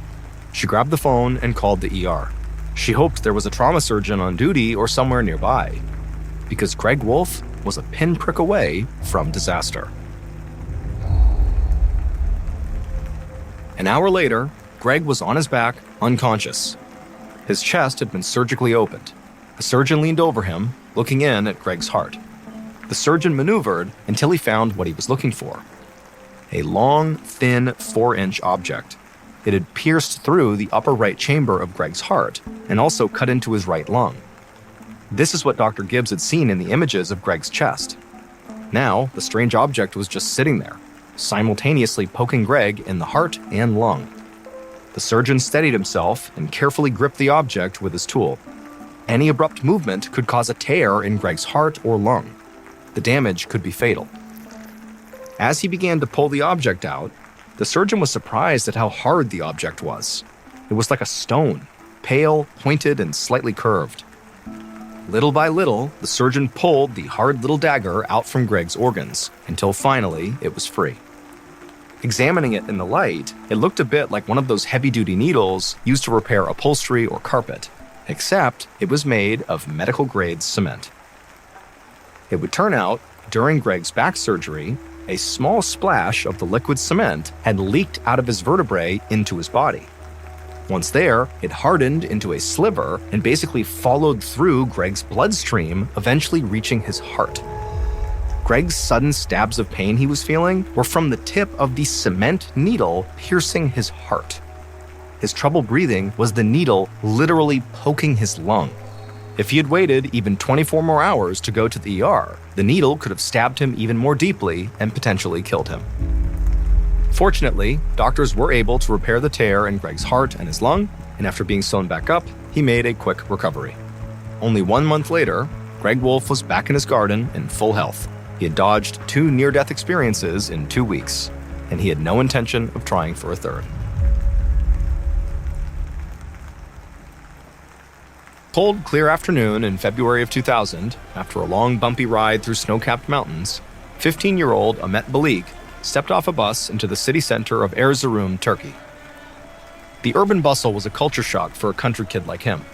He had spent his whole life in the small Turkish village where he was born, helping his family tend land and herd livestock.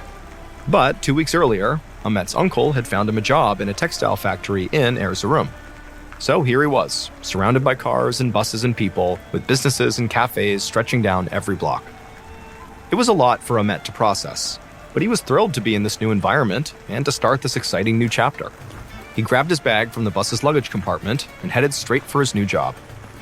As he walked through the city, Ahmet had to stop every few blocks to catch his breath. Erzurum was a high, mountainous city, and so the air was thinner up there. He could feel the difference in his lungs.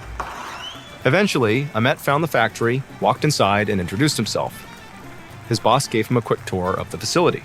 As they walked around, Ahmet saw long rows of industrial looms and conveyor belts loaded with fabric, and he also saw another part of the building that was filled with workers hunched over sewing machines.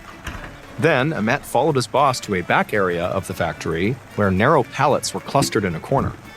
The man told him that was actually where many of the workers without families would sleep, since the hours were long and the factory was a good distance from most residential areas. Now, Ahmet really needed this job to work, and he would do whatever it took.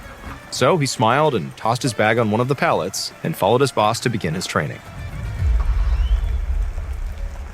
4.5 years later, in July of 2004, Ahmet wiped the sweat from his face as he paced the crowded waiting room of a government hospital. He was 19 years old, but he felt much older. His life at the factory had been a whirlwind, getting up at dawn, shuffling to the assembly line, then sewing and finishing garments until dark. He and a couple other workers shared an apartment near the city center, but some nights he was too tired to make the walk back. So on those nights, he just curled up on the floor of the factory until it was time to get up and start the next day's shift. And before long, the late nights and early mornings began to take their toll. His sleep got worse, which only made the days feel longer. Ahmet also developed a bad cough, and gradually it got so severe that he began waking up in the middle of the night, gasping for breath. The exhaustion also affected his appetite, and he started losing weight. And this only made Ahmet feel weaker and more fatigued. It was a vicious cycle. A year earlier, in the fall of 2003, his condition had gotten so bad that he began making mistakes at work. He confused the measurements of seams and hems. He skipped entire steps of the production process. In November of that year, some shops complained about the quality of their orders, and the errors were traced back to Ahmet. When Ahmet's boss confronted him about the problem, Ahmet tried to pass it off as an accident, but Ahmet's boss could tell something deeper was wrong. So he removed Ahmet from the work schedule until his health improved. Without a job, Ahmet felt lost. His small amount of savings quickly dwindled. Ahmet tried to find other work, but Erzurum was full of young men who were hungry for similar jobs. And since Ahmet looked visibly ill, most employers turned him away. Ahmet had been able to scrape by on savings through the winter, but by the spring of 2004, Ahmet was broke. His roommates tried to be understanding, but told Ahmet that he would have to move out if he couldn't keep up with his share of the rent. And so, if Ahmet couldn't find a job soon, he would soon have no choice but to move back to his family's home in the country.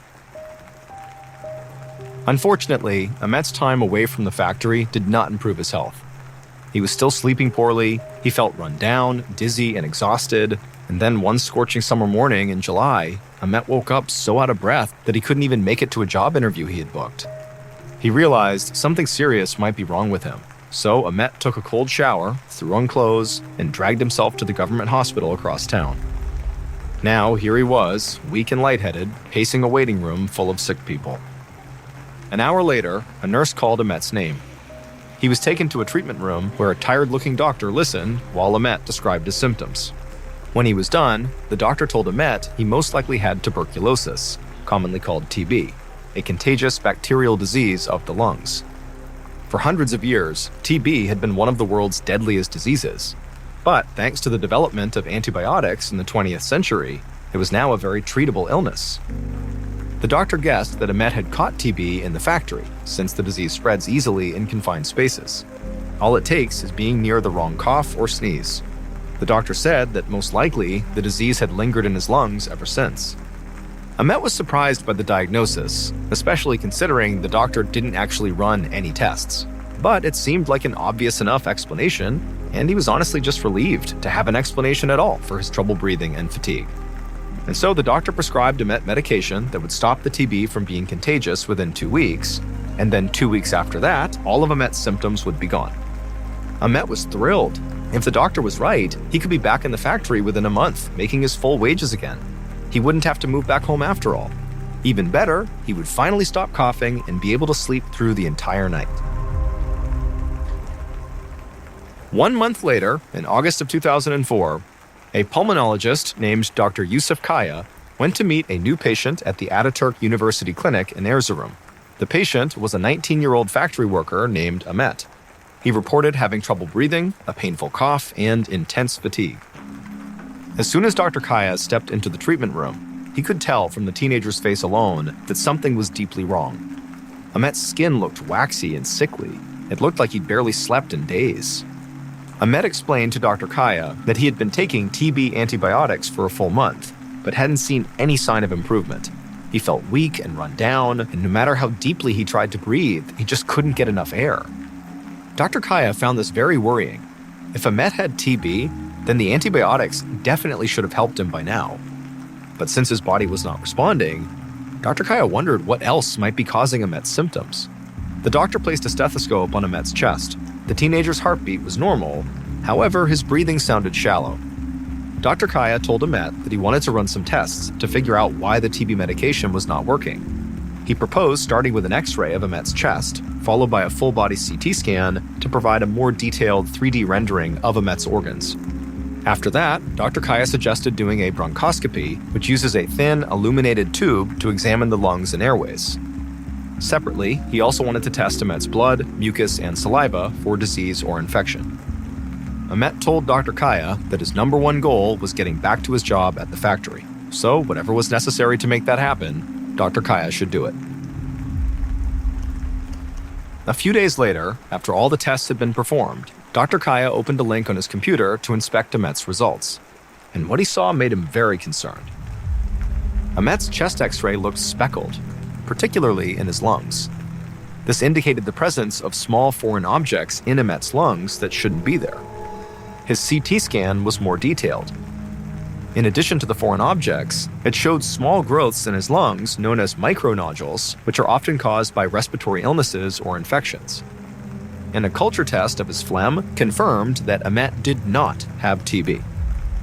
Dr. Kaya had suspected this when Amet's TB treatment didn't have any effect, but it was a relief to see it medically proven.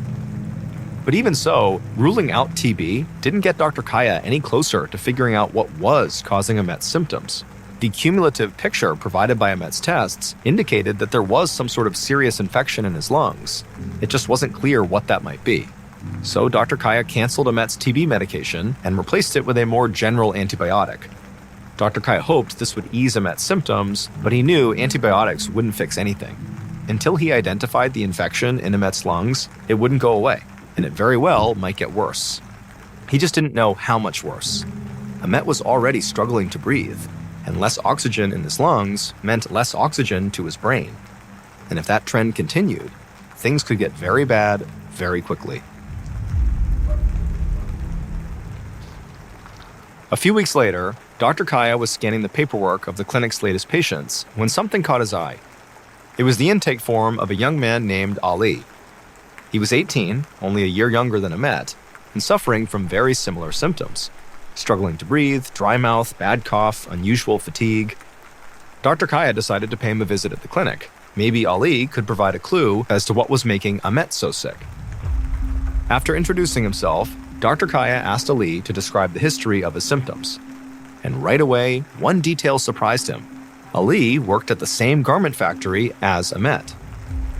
Dr. Kaya wondered why two otherwise healthy young men would have breathing issues or lung infections at their age. Neither of them smoked, and they spent their days doing physical labor, which in theory should have made them stronger, not weaker. Taking a seat by Ali's bed, Dr. Kaya asked Ali to walk him through a regular day at the factory. The jobs he did, the machines he used, what he ate, all of it. Ali explained that he started at the factory doing heavy labor, like loading and unloading fabric from the trucks to the machines and back. But over time, he was trained to do more skilled work, putting the finishing touches on garments before they were shipped to shops around the world. Ali and Amet's factory produced contemporary clothing for the latest fashion trends of the 2000s. Some of their factory's techniques were extremely new to the industry, and they sounded pretty strange to the doctor. But as Ali described his responsibilities, Dr. Kaya began to get an idea. And by the end of their chat, Dr. Kaya felt confident that he actually knew what was happening to both Ali and Amet. However, to be certain, he would need to examine samples of Ali and Amet's lung tissue under a microscope, and so he ordered lung biopsies for both men. Days later, the lung tissue samples confirmed Dr. Kaya's hunch. Both men were suffering from silicosis, a disease more commonly found in miners than garment factory workers. It's a lung disease caused by breathing silica, which is a common mineral in sand, gravel, clay, granite, and other rocks. Dr. Kaya had diagnosed cases of silicosis before, but only in workers who spent their days in tunnels or moving heavy stone materials and breathing in all kinds of rock dust. He would never have thought textile factory workers would have silicosis, since their product was fabric, not rock. But fashion tastes had changed in Europe and America in the early 2000s. One of the most popular and profitable items that Amet and Ali's factory produced was something called distressed jeans, and making them involved a lot of rock dust. To create the hip, faded denim look, workers used a high-pressure air compressor to blast sand up and down the legs of a pair of jeans. These silica particles in the sand gradually shredded the denim, giving the jeans a worn-in, weathered look. Like a lot of factories in Turkey at the time, Amet and Ali's workplace was crowded and lacked proper ventilation. This meant the silica particles stayed in the air long after the jeans were sandblasted, And so Ahmet and Ali breathed these particles in all day.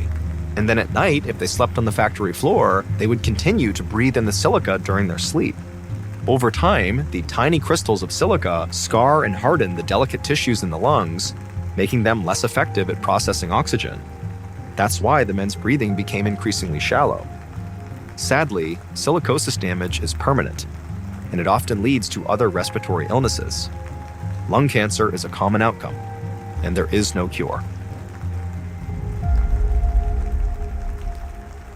Even after Dr. Kaya identified Ahmet and Ali's condition, their health steadily worsened, and in 2008, both young men died from silicosis complications.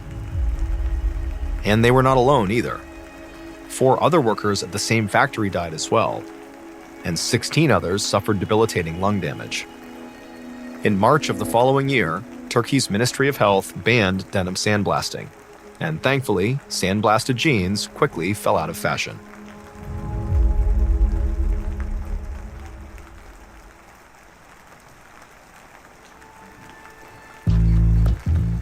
From the afternoon of Saturday, October 30th, 1948, a teenage boy wearing an orange and black uniform ran across his high school's football field.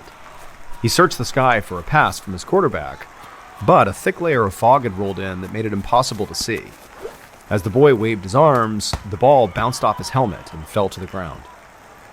But before he could even jog back to his teammates, the boy heard the school's announcer call his name over the loudspeakers. The announcer sounded urgent and told the boy to report to the sidelines right now. And when he got there, his coach told him he had to head home right away. His mother needed him. So the boy just took off his helmet and ran home through the fog. When he burst through the door, he saw his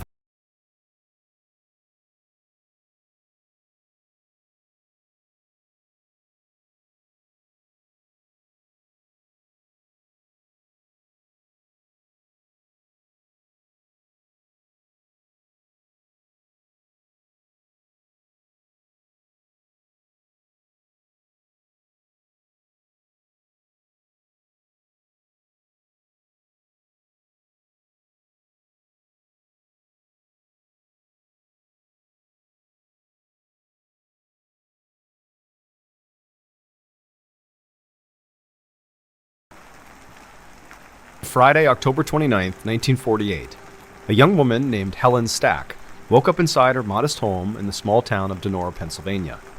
And as soon as Helen opened her eyes, she started coughing. Her throat had been sore for a few days, but this morning it felt even worse. She thought she might be coming down with a cold, but Helen was not the kind of person to let a minor illness slow her down. So she still got out of bed, got dressed, and then drank some coffee and ate breakfast before starting her walk to work. From where her house stood near the top of a hill, Helen could sometimes see the entire town.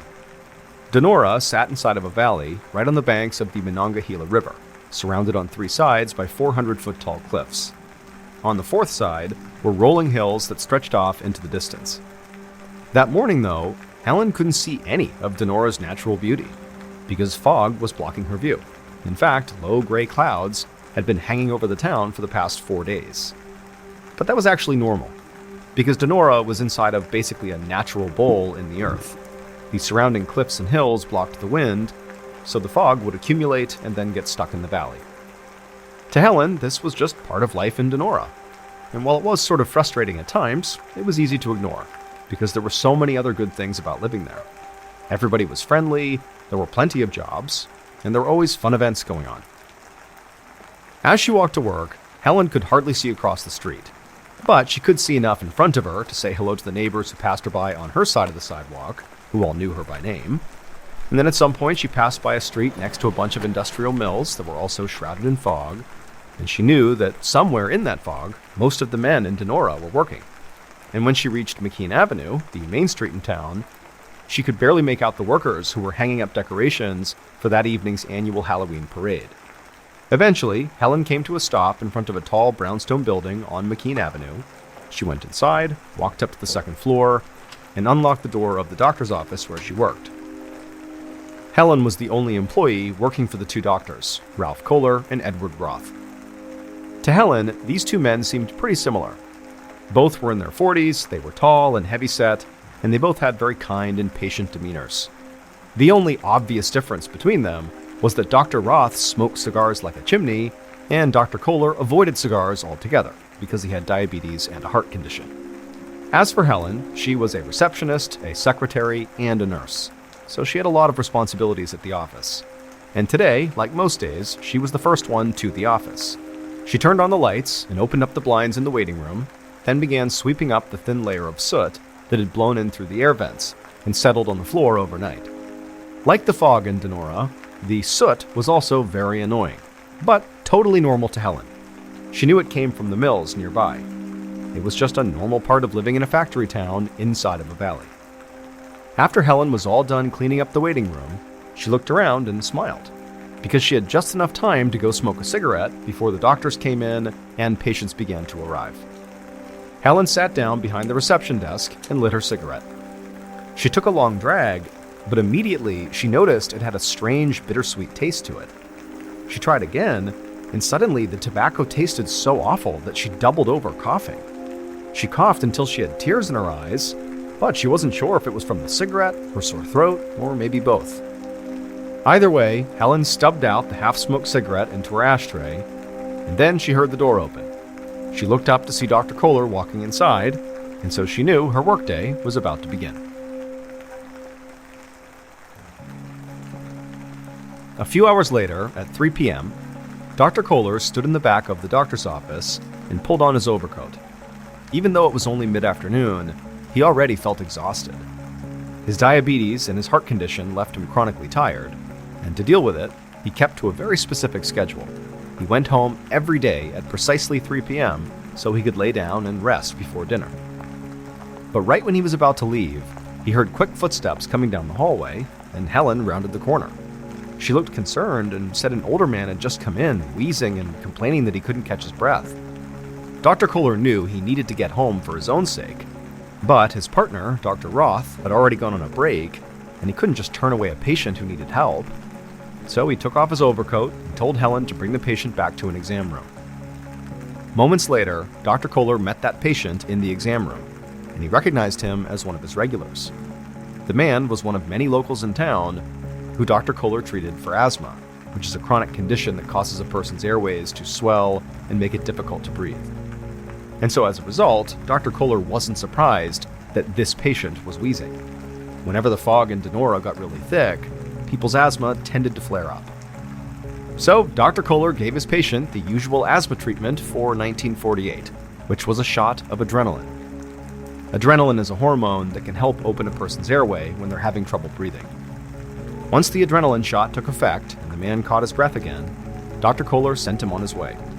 Then the doctor put his overcoat back on and followed that patient out, anxious to go home and get in bed.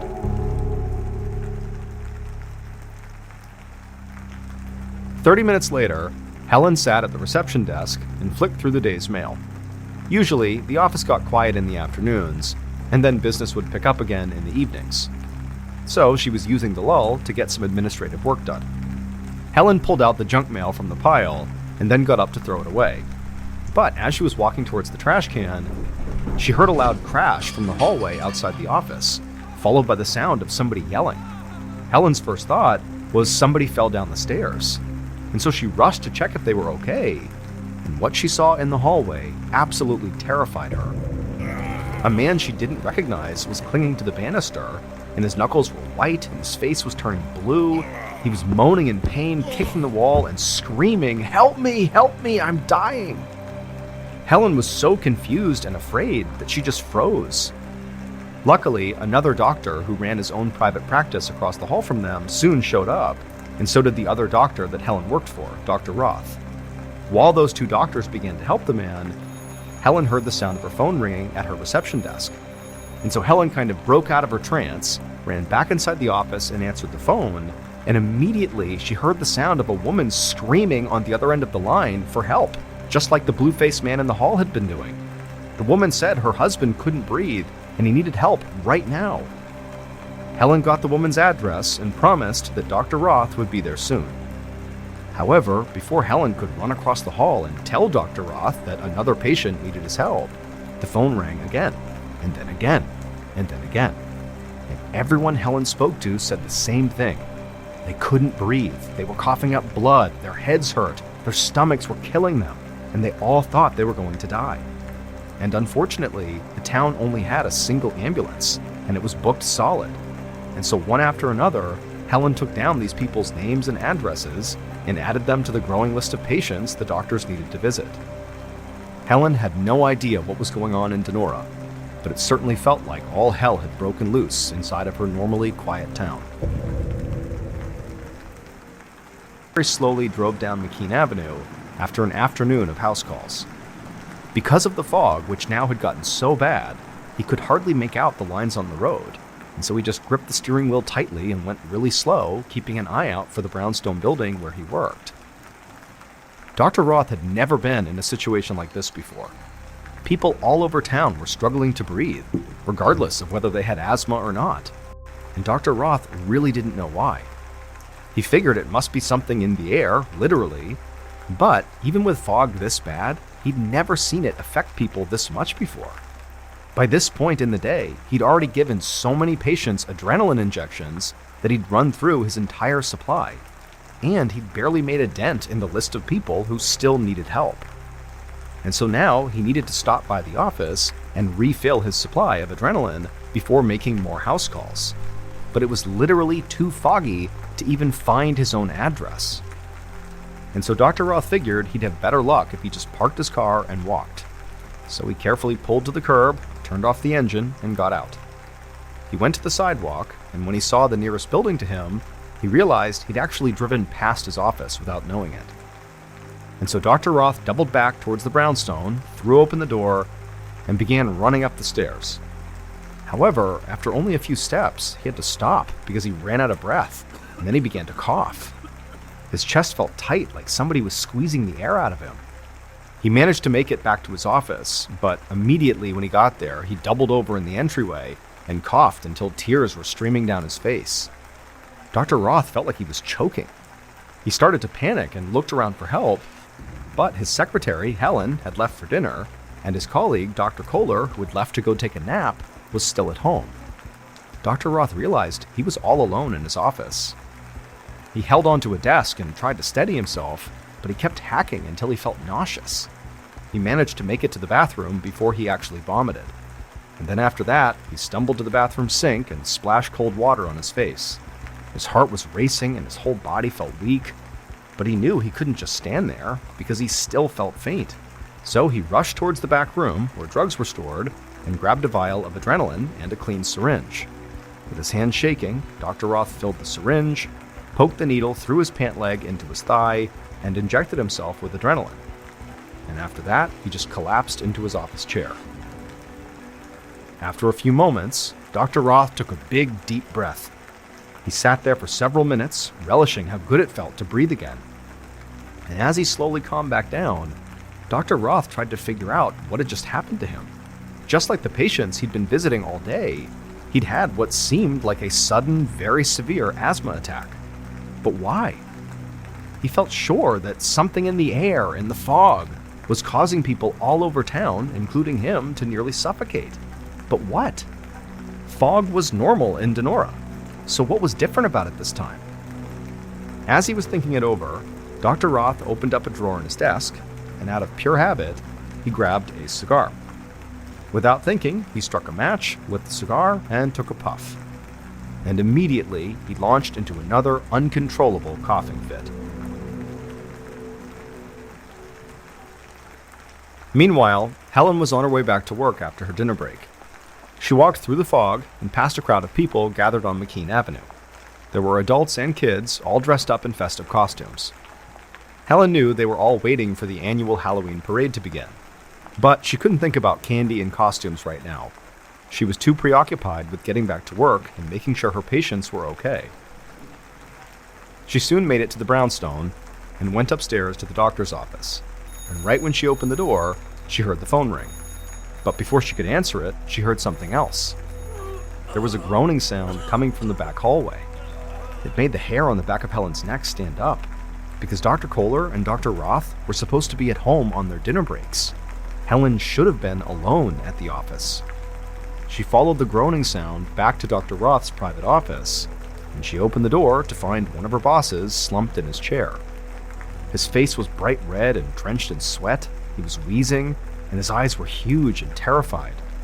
But somehow, Dr. Roth spoke, and he told Helen he was okay. He just needed to catch his breath.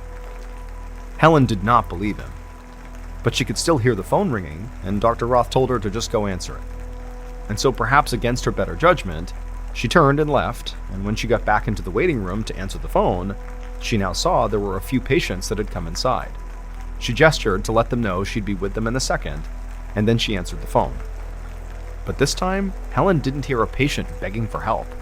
She heard her other boss, Dr. Kohler, and his voice sounded strained. He said that ever since he had left the office earlier that afternoon, he'd been struggling to breathe too, and he said he didn't know when he'd be able to come back to work. Helen said okay, but it really was not okay, because as she stood there holding the phone to her ear, the office door swung open and more coughing, wheezing patients tumbled inside. Helen felt so confused and helpless. Half the town was outside enjoying the Halloween parade, totally oblivious to what was happening. Meanwhile, the phone wouldn't stop ringing and patients were flooding into the doctor's office one after another. And the doctors, Dr. Kohler and Dr. Roth, were both deathly ill, and no one actually knew what was causing any of this. Helen felt like she had no choice but to close the office, because there was nothing Dr. Kohler or Dr. Roth could do for anybody. So she hung up the phone and turned around and told the patients gathered in the waiting room that she was very sorry, but they would have to leave and go to a different doctor's office for help.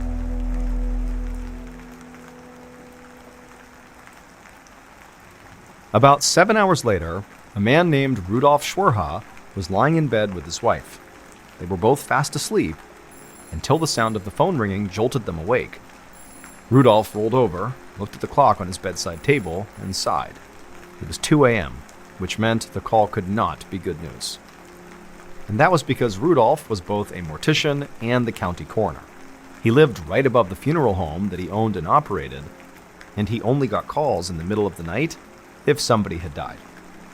Rudolf picked up the phone and said hello, and sure enough, the woman on the other end, a dispatcher at the local sheriff's office, said a 70-year-old man had passed away about half an hour earlier. She said he'd suddenly developed severe respiratory symptoms and stopped breathing. Rudolf did not ask any follow-up questions, because it was 2 a.m. and he wasn't really thinking straight, and also because he was totally unaware of the mysterious illness currently plaguing Denora.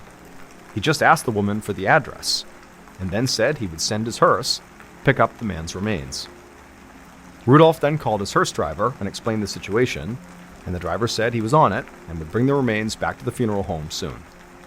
Rudolf hung up, and while his wife went back to sleep, he laid there, awake in bed, and listened for the sound of the hearse pulling into his driveway. He figured the driver would show up within minutes, because the address was only 2 blocks away. But half an hour passed by before Rudolf finally heard a car's engine rumbling outside. Rudolf was about to get up to go greet the driver, but as soon as he threw back the covers, his phone rang again. And again, it's the middle of the night, and so these calls are not good news. Rudolf noticed his wife had just woken up, and she sat up next to him, looking confused.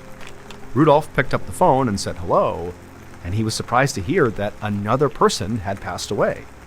And like the first, they'd suddenly developed severe breathing problems and then just died. 2 deaths within an hour of each other was unusual in a town as small as Denora, and it was even more strange for 2 people to just suddenly stop breathing. Rudolf didn't know what was going on, but now he felt uneasy, and he decided he should go with his driver to the next address. So Rudolf told his wife he'd be back soon, then he got dressed and hurried outside. A few minutes later, Rudolf rode in the passenger seat while his hearse driver inched down the street. It had taken the driver so long to get to the funeral home because the fog outside had somehow gotten even worse. It was like a solid gray wall. As the driver slowly inched forward, Rudolf stared intently out the windshield, desperately trying to somehow see through the fog. They were headed to a neighborhood on the opposite side of the Monongahela River, and to get there, they would have to drive across a very thin road right next to a cliff. And so Rudolf, naturally, was very concerned that they might accidentally drive right off of it. So when they neared the cliff, Rudolph told the driver to stop and said he wanted to drive, but he would still need the driver's help. While Rudolph got behind the wheel of the hearse, the driver got outside and stood in front of the car. Then he used a flashlight to guide Rudolph through the fog and make sure the car didn't slip off the side of the cliff. And so Rudolph gripped the steering wheel with white knuckles and did his best to drive as carefully as he could. He knew they would only need to cover a very short distance, but every inch on that cliff felt like torture. Finally, after what seemed like an eternity, they made it past the cliff and into the neighborhood. They picked up the deceased person's body and then turned right back around and did the same process of slowly driving past the cliff, and then finally, once they were on the other side, they headed back to the funeral home. And by the time they finally got back there, it was almost sunrise, and Rudolph's wife at this point was wide awake, standing by the front door. And the totally overwhelmed look on her face made Rudolph's stomach drop. He didn't need to ask her what was wrong. He could tell by the bags under her eyes that she must have been up all night answering phone calls intended for him, meaning more people must have died. So, as soon as Rudolph and the driver had moved the second body into the funeral home, they got back in the car to go pick up another, and then another, and another. By 10 a.m., there were 9 bodies waiting in the morgue, and the phone kept on ringing.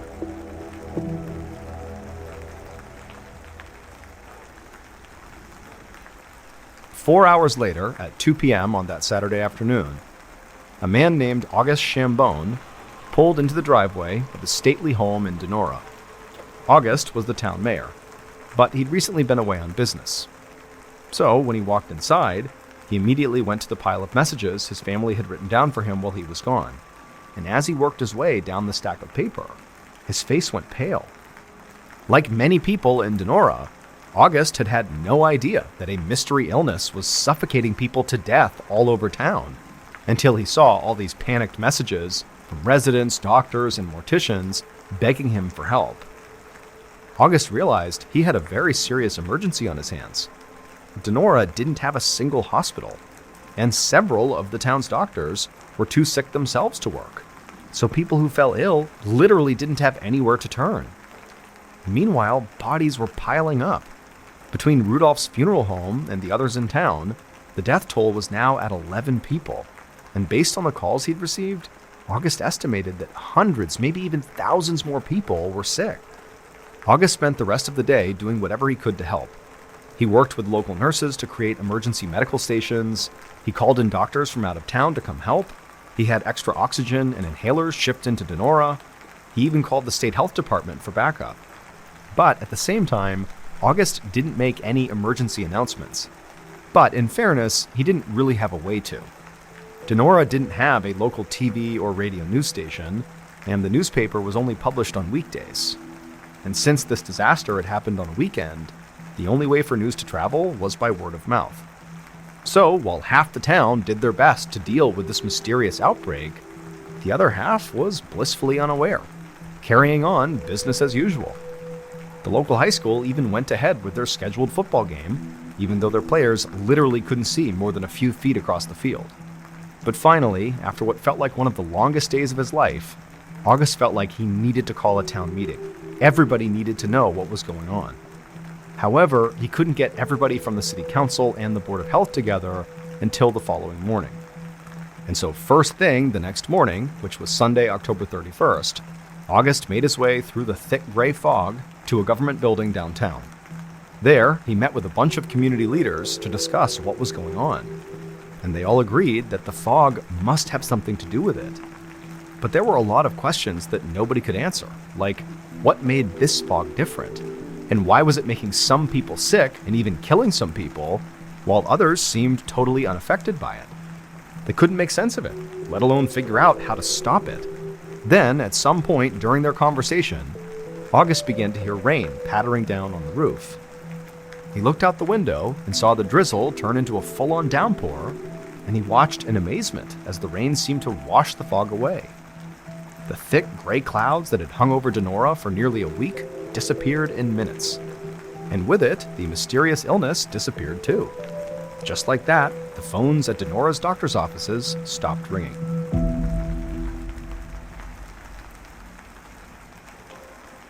It would take years for public health researchers to understand what had happened during that October week in Donora, Pennsylvania.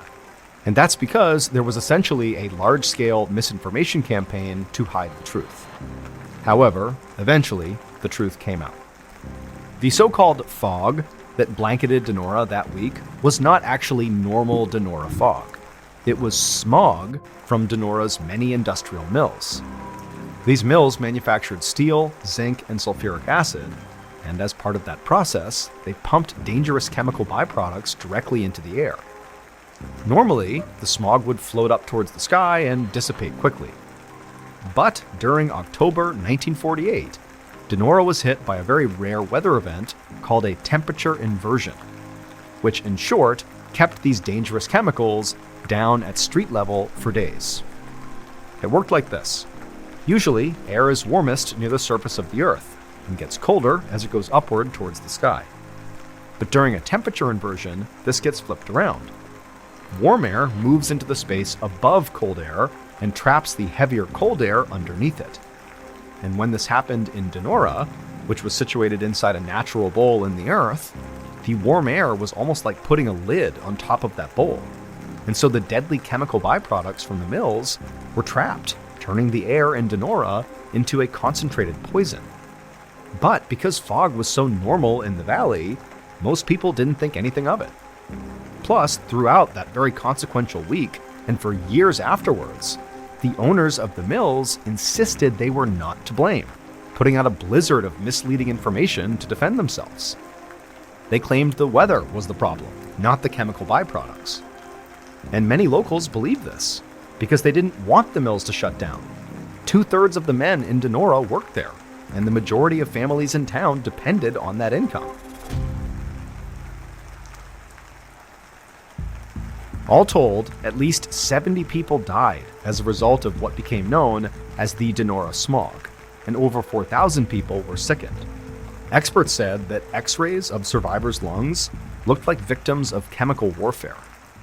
The Donora smog incident was the worst air pollution disaster in United States history. But it also sparked a national conversation about air pollution and the need for better industrial safety regulations. 2 years later, in 1950, the US held its first ever National Air Pollution Conference. After that, progress was slow but steady. The nation's first major air pollution law was passed in 1963, and the Environmental Protection Agency was formed in 1970. As of today, all of Donora's industrial mills have been shut down. There's now a museum in that town that commemorates those who lost their lives during Donora smog, and proudly displays the slogan, "Clean air started here."